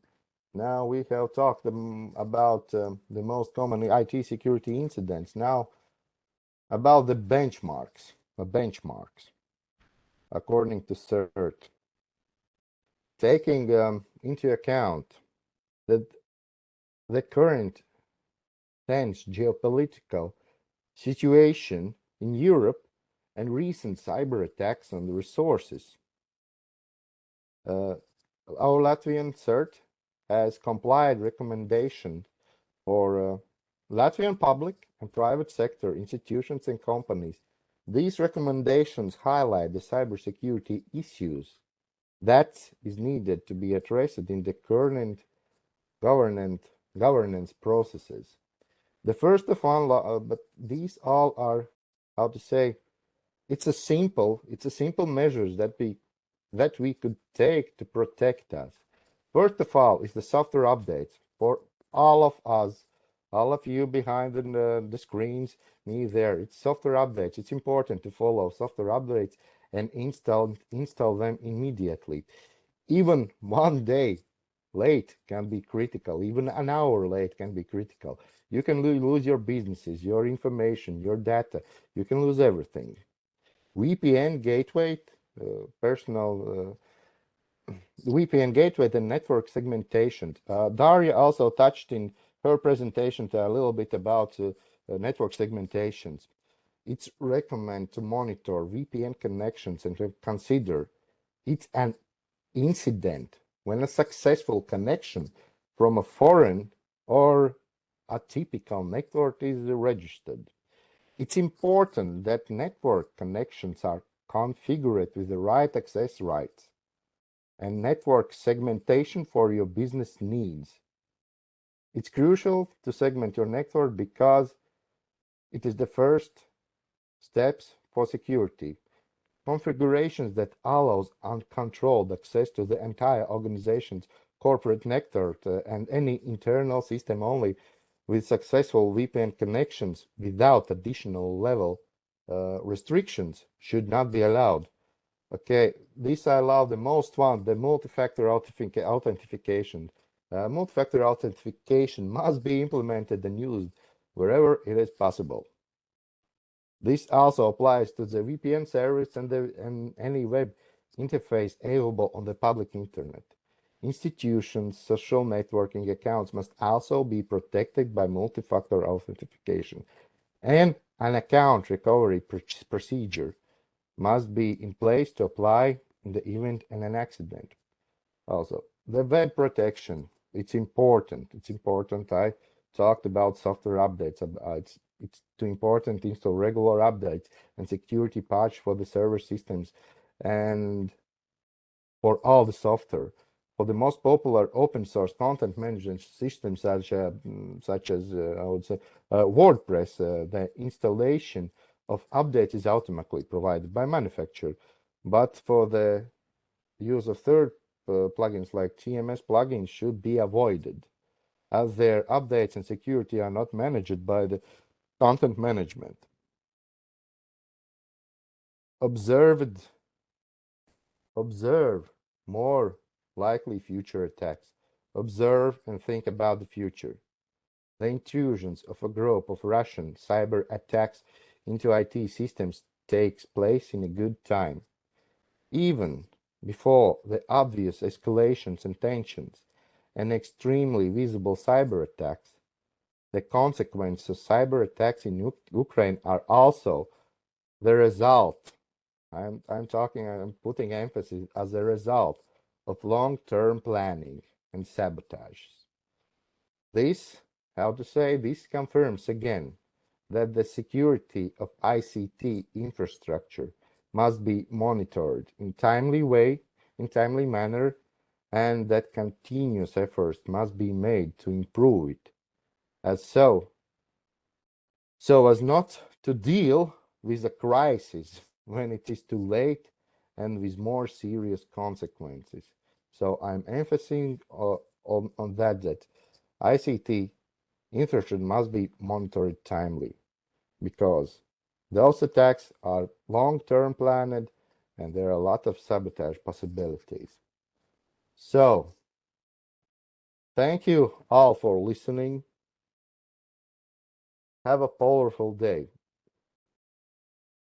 Thank you, Daira. Thank you, Taiwan colleagues. It was a pleasure. Okay, thanks, get his bodies. Okay, it's from the cybersecurity perspective, so we can see that the attack often is quite common on internet. I think this is experience that Taiwan have every day. Yeah. So for those attacks, maybe certain response should come from the internet governance. The final one, the final speaker, let's welcome Professor William Shi, Professor Chih-Hsiung. Okay, let me share my file.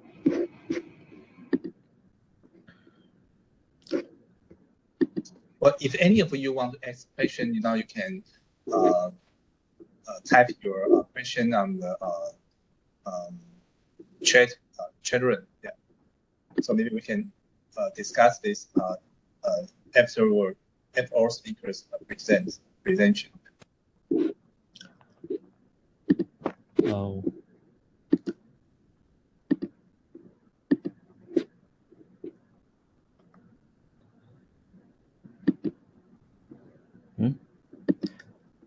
I'm sorry, I cannot share my file successfully.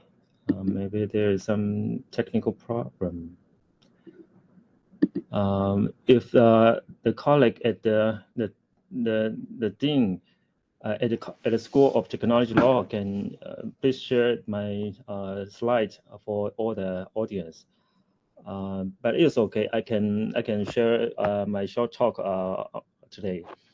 Thanks, Dean Chen, for your kind invitation and introduction to me, and thank all my colleagues from Ukraine, from Latvia, and thank good afternoon and good evening to everyone. Today I'm gonna talk about the international law applicable to the warfare in Ukraine. I'm very impressed, and to all the speakers in front of me, your sharing is quite wonderful. But we can understand that the cyber operation, how to deal with that. I think both domestic and international law has their own limits, but we can't avoid to cooperate and mutual support to each other. So on my talk today, I would like to share and discuss how the current international law can be applied to cyber warfare in the case of Ukraine and Russian cyber warfare. Okay, as we know, in the middle of February, the website of the Ukraine Ministry of Defense suffered from a distributed denial of service attack, where a bombardment of data requests overwhelmed a site. The website of 2 national banks in Ukraine were taken offline too. The attacks were not immediately attributed to Russia, but they followed an earlier string of digital incursions that have been blamed on Russia. Defacing government website would not qualify as a cyber warfare, but spreading destructive malware like the NotPetya attack in 2017 might be a cyber warfare. Cyber attacks are unlikely to cause a bloodshed as conventional battles, but they can take out infrastructure like electronic grids, banks, and communications. Cyber attack can cause widespread destruction and are potentially deadly if they shut down hospitals and nursing institutions. As a response to Russian cyber attack, a few days after Russian invasion, the Ukraine's Deputy Prime Minister announced that the creation of an IT army, and a list of targets has been published, which include governmental department, business, and banks in Russia and Belarus. And a number of cyber attacks have been conducted against them. These attacks have knocked offline websites belonging to the Kremlin, Foreign Ministry, and Ministry of Defense, and defaced other public and private sector websites. So we are witnessing a cyber warfare.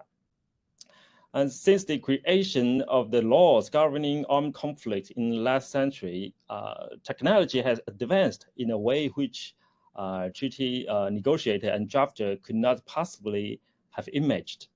Cyber warfare is a method that has not been specifically regulated by any treaty. The issue is that the cyber attack can be deadly and create significant destruction. As such, in times of war, civilians and civilian objects should not be the subject of cyber attack. Following a series of cyber attacks against the state of Estonia, NATO created 2 handbooks to outline the rules of cyber warfare. These are the Tallinn manuals.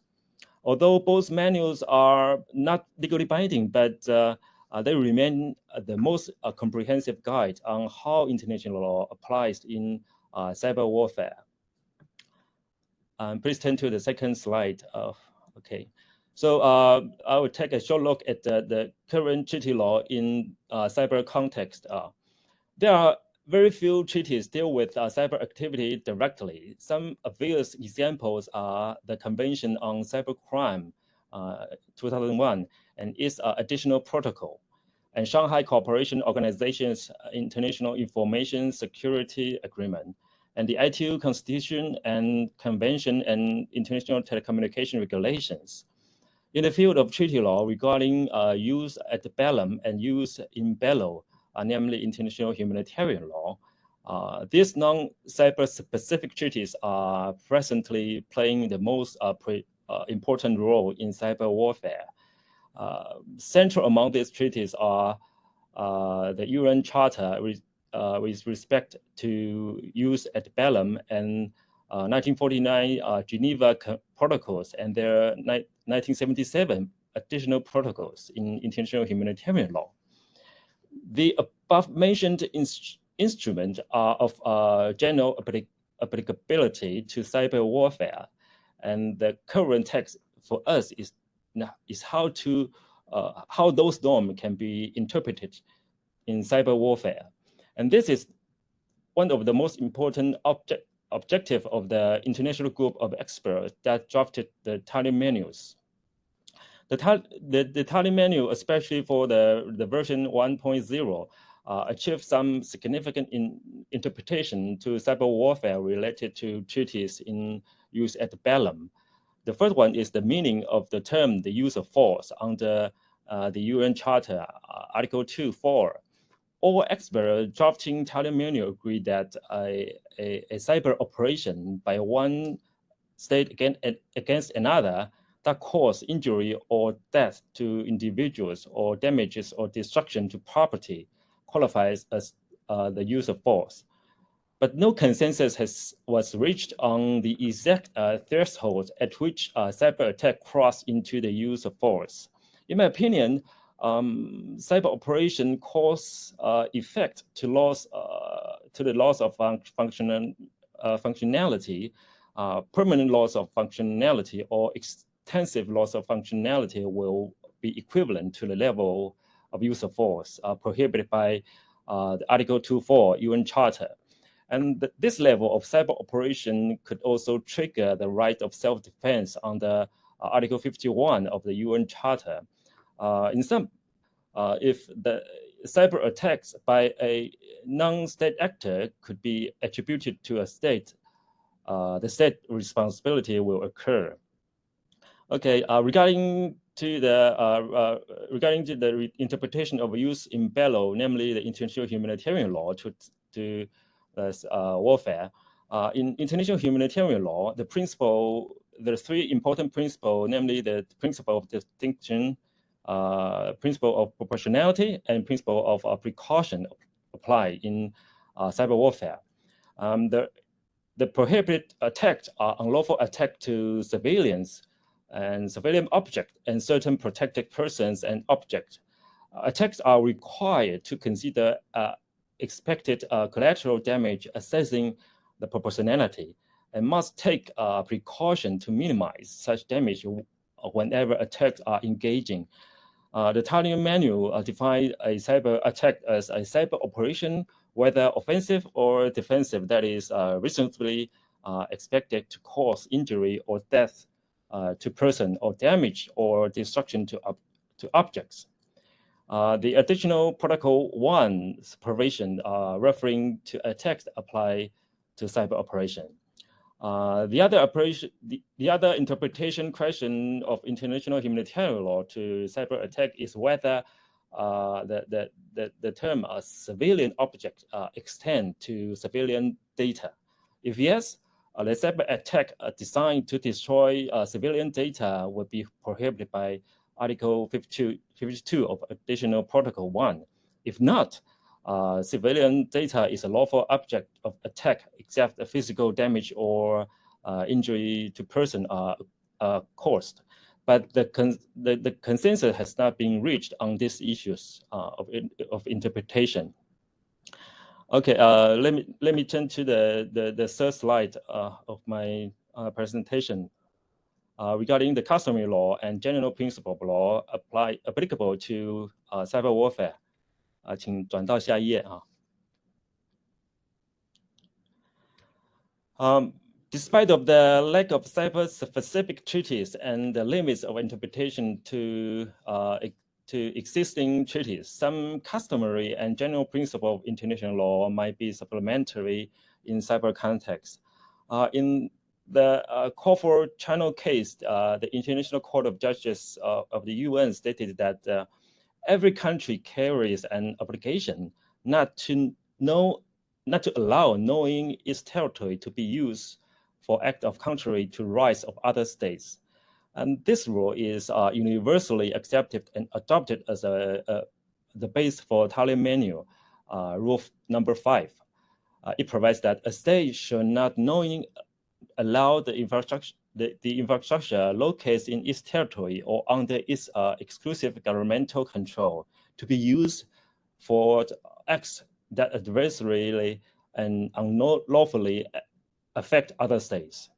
The Permanent Court of International Justice also accept the principle in Trossel Factory case that the breach of an obligation in international law necessarily give rise to obligation to make a reparation. This principle was crystallized in the ILC's drafted article on responsibility of states for internationally wrongful acts, as ASR. For cyber activity conducted in personal capacity, the lack of well-developed treaty law in cyber context appear to find state non-attributable. In order to fill up the legal loophole, the Thailand Manual adopt the rule provided in ASR Article 5. The manual provides that a private entity which is empowered to undertake cyber intelligence and a private corporation authorized by a state to conduct offensive cyber operation against another state, the empowering and authorizing state will be attributed. So the responsibility will occur.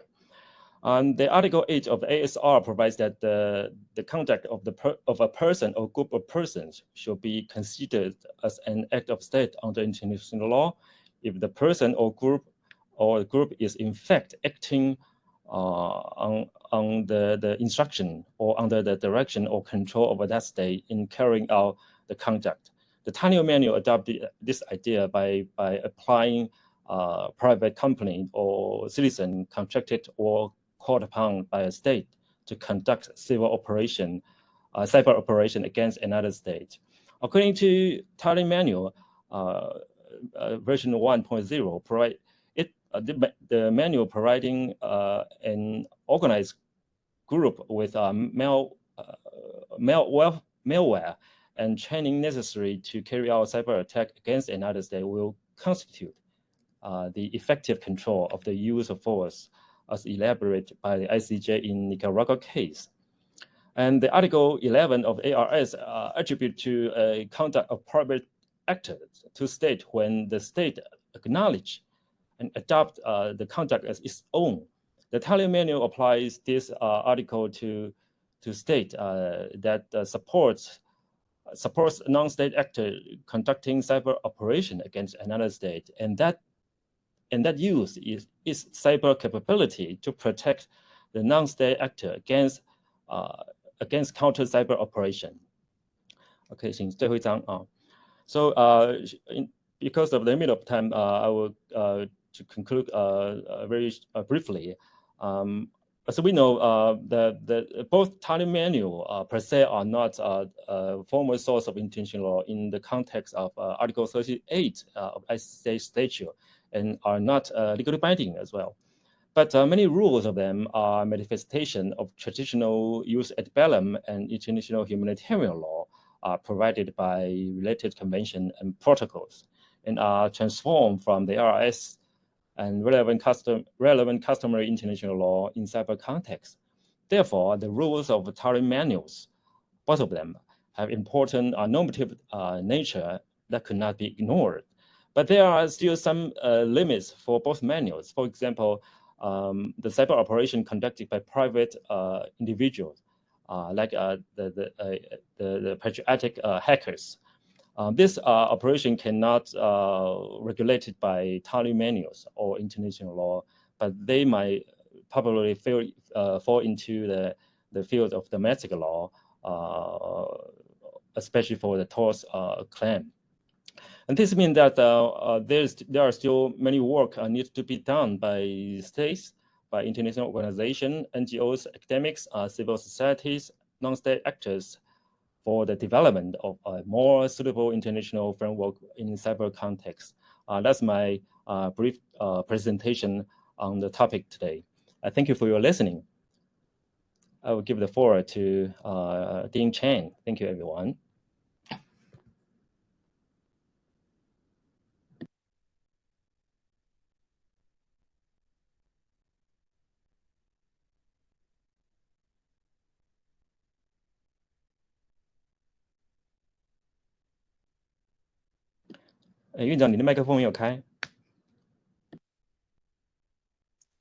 Okay, thanks, Professor William Shi. And so Professor Shi mentioned that the general principle of law applicable to cyber warfare. And it seems that in this field, international law is still under development, and it's possible that in the future there were more rules or treaties that will try to regulate cyber warfare.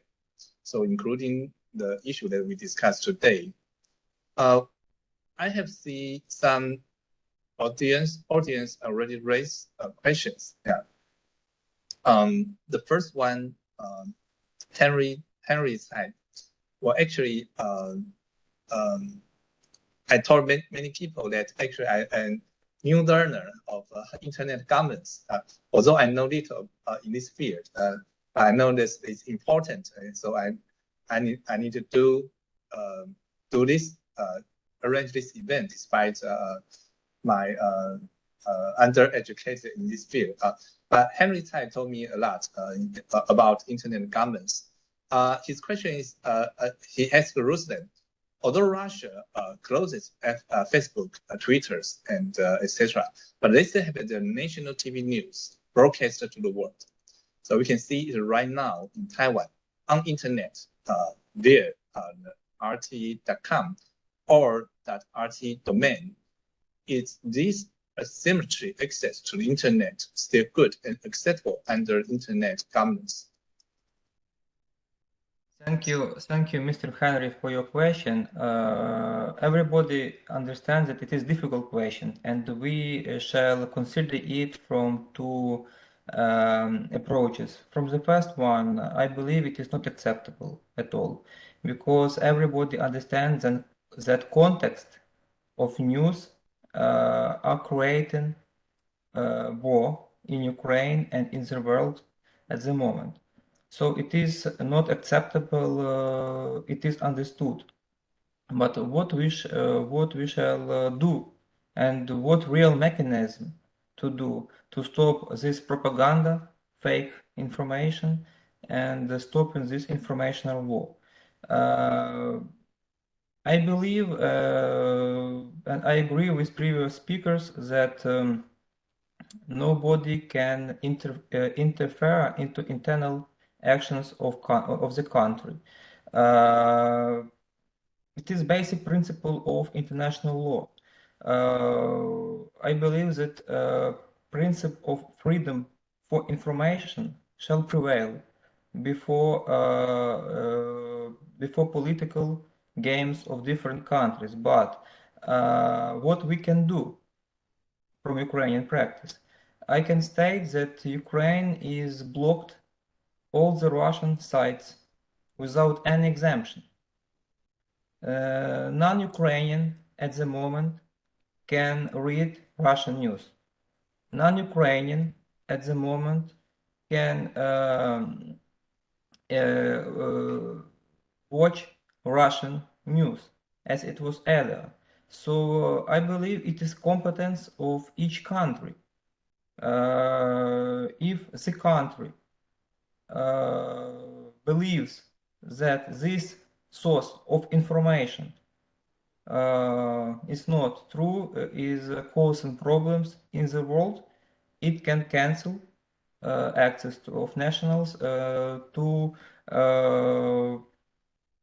Russian channels of information.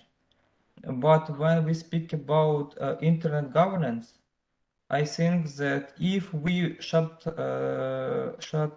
down Russian internet at all, we will not cause the problem. Russia can create their own internet. It is fast point. The second point, cutting off internet Russian domains will not stop cyber attacks to Ukraine, to Lithuania, etc. It will not stop. So what we will win? This question I raised in my presentation. Will we win or will we lose? I think that general principle of human rights to information. By the way, don't forget about Russians. They also shall have right to information, alternative source of information. If we block Russian sites, they will block our sites, and Russians will be in vacuum. There will be lack of information. It will be like USSR in the last age. So my answer to your question is the next. I believe that each country shall decide on their level to block or not to block channels of information from Russia. And the second one, I believe that internet governance shall not inherit into internal affairs of any countries. It shall be technical organization, and it is the only way of future independent internet. If we will ruin it, we will face more challenges. It is my mind, colleagues. Thank you. I think freedom of speech is quite controversial on internet. Of course, we agree that maybe certain information or certain speech should not exist, maybe such as hate speech or fake news, or that encourage that. So, but who would decide it? So it should ICANN decide it. So this is another question. And any other one want to ask questions? Thank you so much for this Web-Symposium and for speeches. My pleasure was to speak today. And I propose to write down the emails of speakers in the chat. I'm looking forward to answer on possible questions through the email communications as well. I think that audience also need time to, to think about possible else problems. So if anyone would like to discuss, please just text us. I see that my colleagues Gatispolis also provided email. Ruslan, Katerina, please provide your email addresses so the audience can reach you. Thank you so much. My email is on the PPT. Also, I copy in chat. Okay, great. Okay, thank you all speakers. And any other question?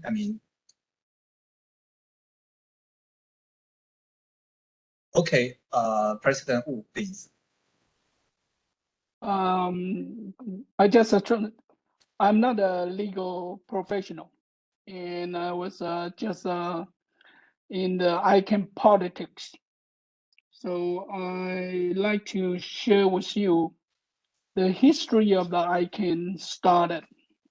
I think you might know that ICANN started in 1998. And when the ICANN is a start in 1998, many government just don't want the ICANN in operation. I think you know which country don't want the ICANN in operation, or like Russia, China, India, several of the non-free and the democratic country, they don't want the ICANN in operation because ICANN run in the global basis. So since 1998, those countries bring the issue into the United Nations, UN, asking the opportunity, the possibility to bring the ICANN under the UN structures. And I think you can imagine if the ICANN is under the UN structure, I think we don't have an internet today. So from the 1999 to 2005, I remember one of you is, I think maybe it's Daria, talking about the WSIS, the UN WSIS meeting. And until the 2005, the WSIS meeting in Tunisia, eventually the ICANN is established and still remain outside of the government authorities. I think this is very critical. If ICANN still under the so-called international treaty, under the UN system, under the international organization, I think you know that Ukraine, you have a great experience to understand how bureaucratic of those of the international organization, including the UN. And for Taiwanese, we know the UN is so bad. And so I think it's a critical and important is that ICANN remain is a non-governmental body. And so right now it's kind of the very neutral, try to be as neutral as possible. I think one key important factor of the ICANN still can remain. I think in the very beginning, the internet established particularly infrastructure. We talk about many of that, like we talk about the IP, we talk about the domain name, we talk about the DNS, we talk about the root server. Very important is that is those structure. It's very difficult to be altered or anybody based on a certain power to change it. And I think that is critical from my point of view. Since I was a former ICANN board member, I go through those 7 years. I figured out that is important is because that without too much of really the fighting the international treaty like the international organization. So ICANN can stay, and also if you want to change some kind of the infrastructure, particularly the infrastructure, the domain name, IP, DNS, and root server is so difficult, to be honest. And as I think that is who's the I think that is a friend is in the last two speaker is I think that is from Latvia. He talking about that is the internet particularly is a interesting one is how for example if you want to remove or revoke a CCTLD from anywhere, it's so difficult because no matter under current ICANN practice or even in the technical point of view, it's so difficult because I think that Henry Child raised the question like RT. Even you take off the RU, doesn't mean that Russia cannot play the dirty, propaganda from the other place. That they can using the website outside of the Russia, in any place in the world and to play that. So, but something is possible. I think I think it's the first one. I think is I think Daria or Lauren is talking about it. I think it's Lauren talking about it. I think you see that there's so many social media platforms, including the ISPs. During this from the February to now, they already stopped the services to Russia. I think that is very important. I think lots of business player, they already do something to help. I think that is really a very combination.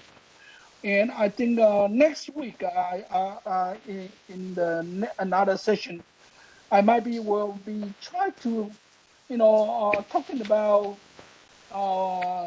some other things. Is for example, because we can talk about the DNS operation and how the root server coordination. Because I think a lot of people not really understand how the DNS operation and how the root server coordination is doing, because this is somehow is a little bit technical, and I think this we can talk about in the next week. The following one we can talk about in the next week is also I think is the last speaker talking about that is we maybe can make a definition. What is the definition of the cyber war? A lot of people say cyber war, but we have to have a definition. So far, we don't have a very clear what does a cyber war mean, and so I think that is something we like to talking about it. And the final one I like to close that is, if I remember that is in the 2005, the China and Russia, they tried to build their own network, and I think the Lauren and or maybe Daria, you already mentioned about the IUNet. The Russia already did. China also try to do their own networking. And actually, if the current internet fail, who will be favored? Who will be happy about it? It's China and Russia.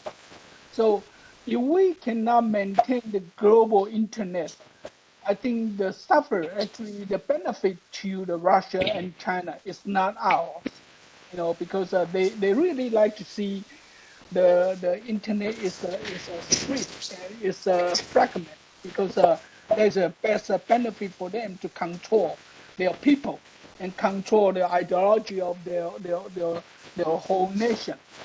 I think that is something we can talk about in the next week. Thank you. Okay, thanks. Thanks for President Wu's point. I can see your point. Yeah. Okay. Yeah. An audience, Dr. Chih-Hsiung. Yeah. Hui mentioned the question to Daria, and is do you think the principle, the responsibility to protect, develop it in international humanitarian law area can be applied in cyber war? Thank you so much for comments. Yeah, and thank you so much for question. Well, I would say that the responsibility to protect from the perspective of international humanitarian law in the area of cyber war have to be understood from the perspective of personal data protection law. I think that this question is much more linked to the private international law, and I would say to answer on this question that the responsibility to protect these. Each of state need to protect the cross-border data flow in the network. In order to govern the cross-border data flow, besides of the national, information that coming from the public authorities, we also have to think about a new approach that is developed by European Union right now about digital rights for everyone. And one of the main scope of the digital rights is to rely for the secure cross-border data flow. State also responsible for that. Like in Ukraine, we have to provide our data in order to have access to electronic public service. Of course, this information is stored in the databases under control of government. And because this huge amount of data of the citizens, netizens that realize the rights, digital rights in the cyberspace, we have to understand that without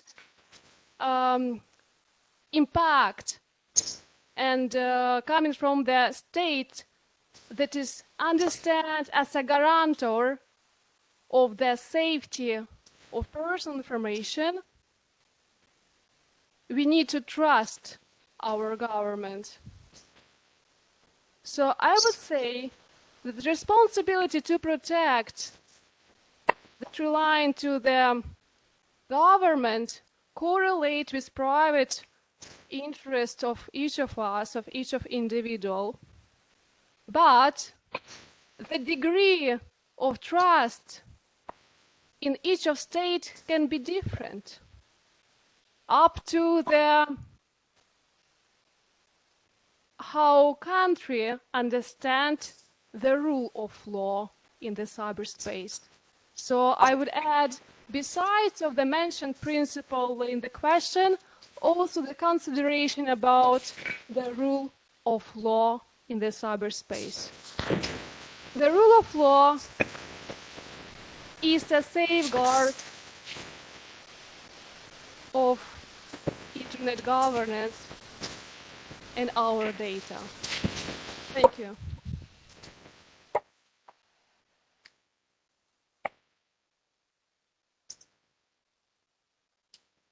Okay. Okay. So, I think time is a little late, but any other questions?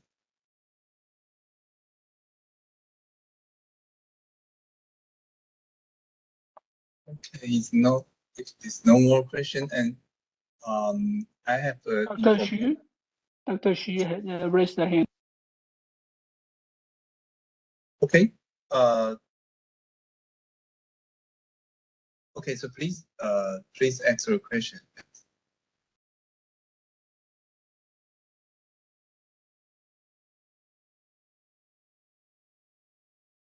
No, I don't see any hand.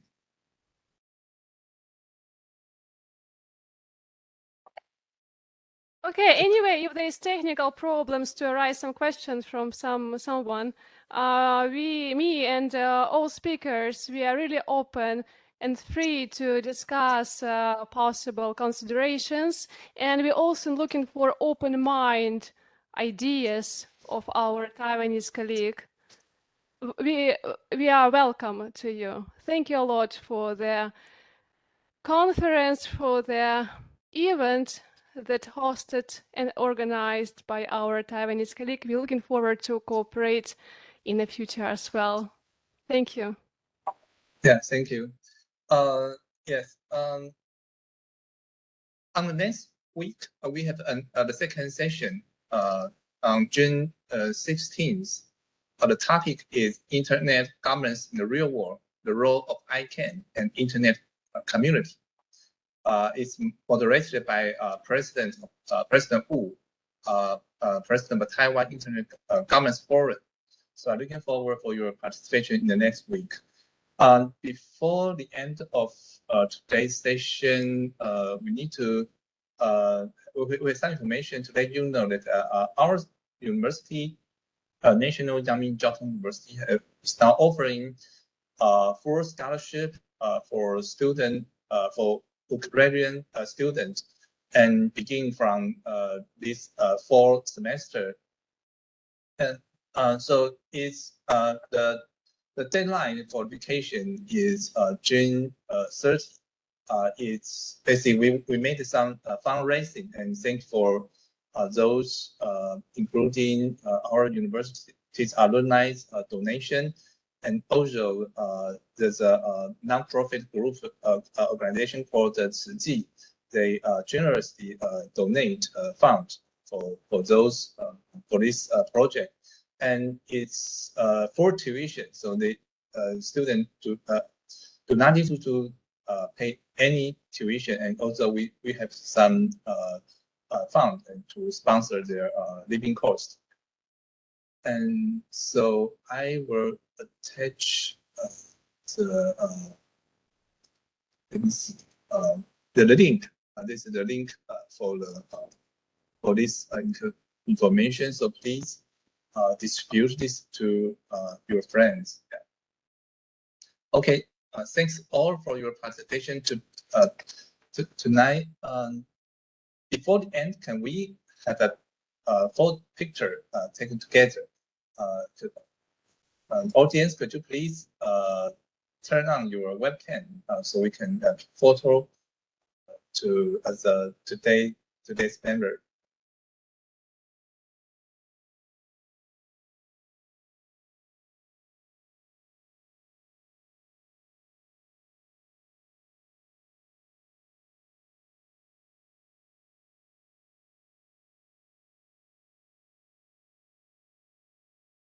宜家如果好了，可以告诉我们。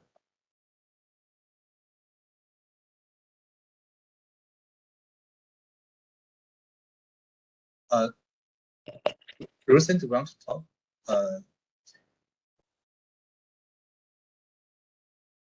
宜家如果拍好了，请告诉我们。然后大家请这个打开摄影机。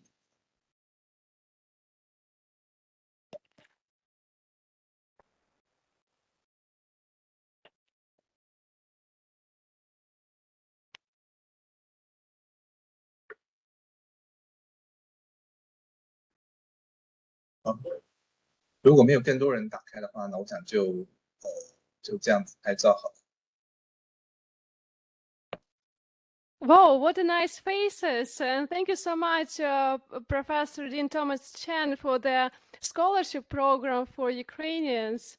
It sounds very great that we can find support not only in the cyberspace by hosting and organizing this conference, but also real support when the Ukrainians can come to Taiwan and have some studies.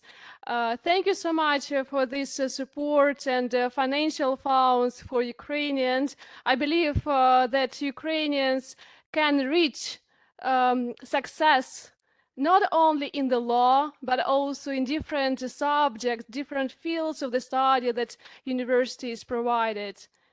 Thank you so much that our colleagues open faces. I also would be glad one day to come to Taiwan and have real conferences in the present room.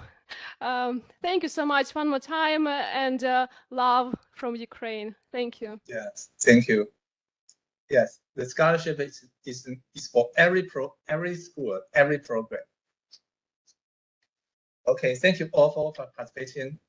This is the end of today's session. Say good night.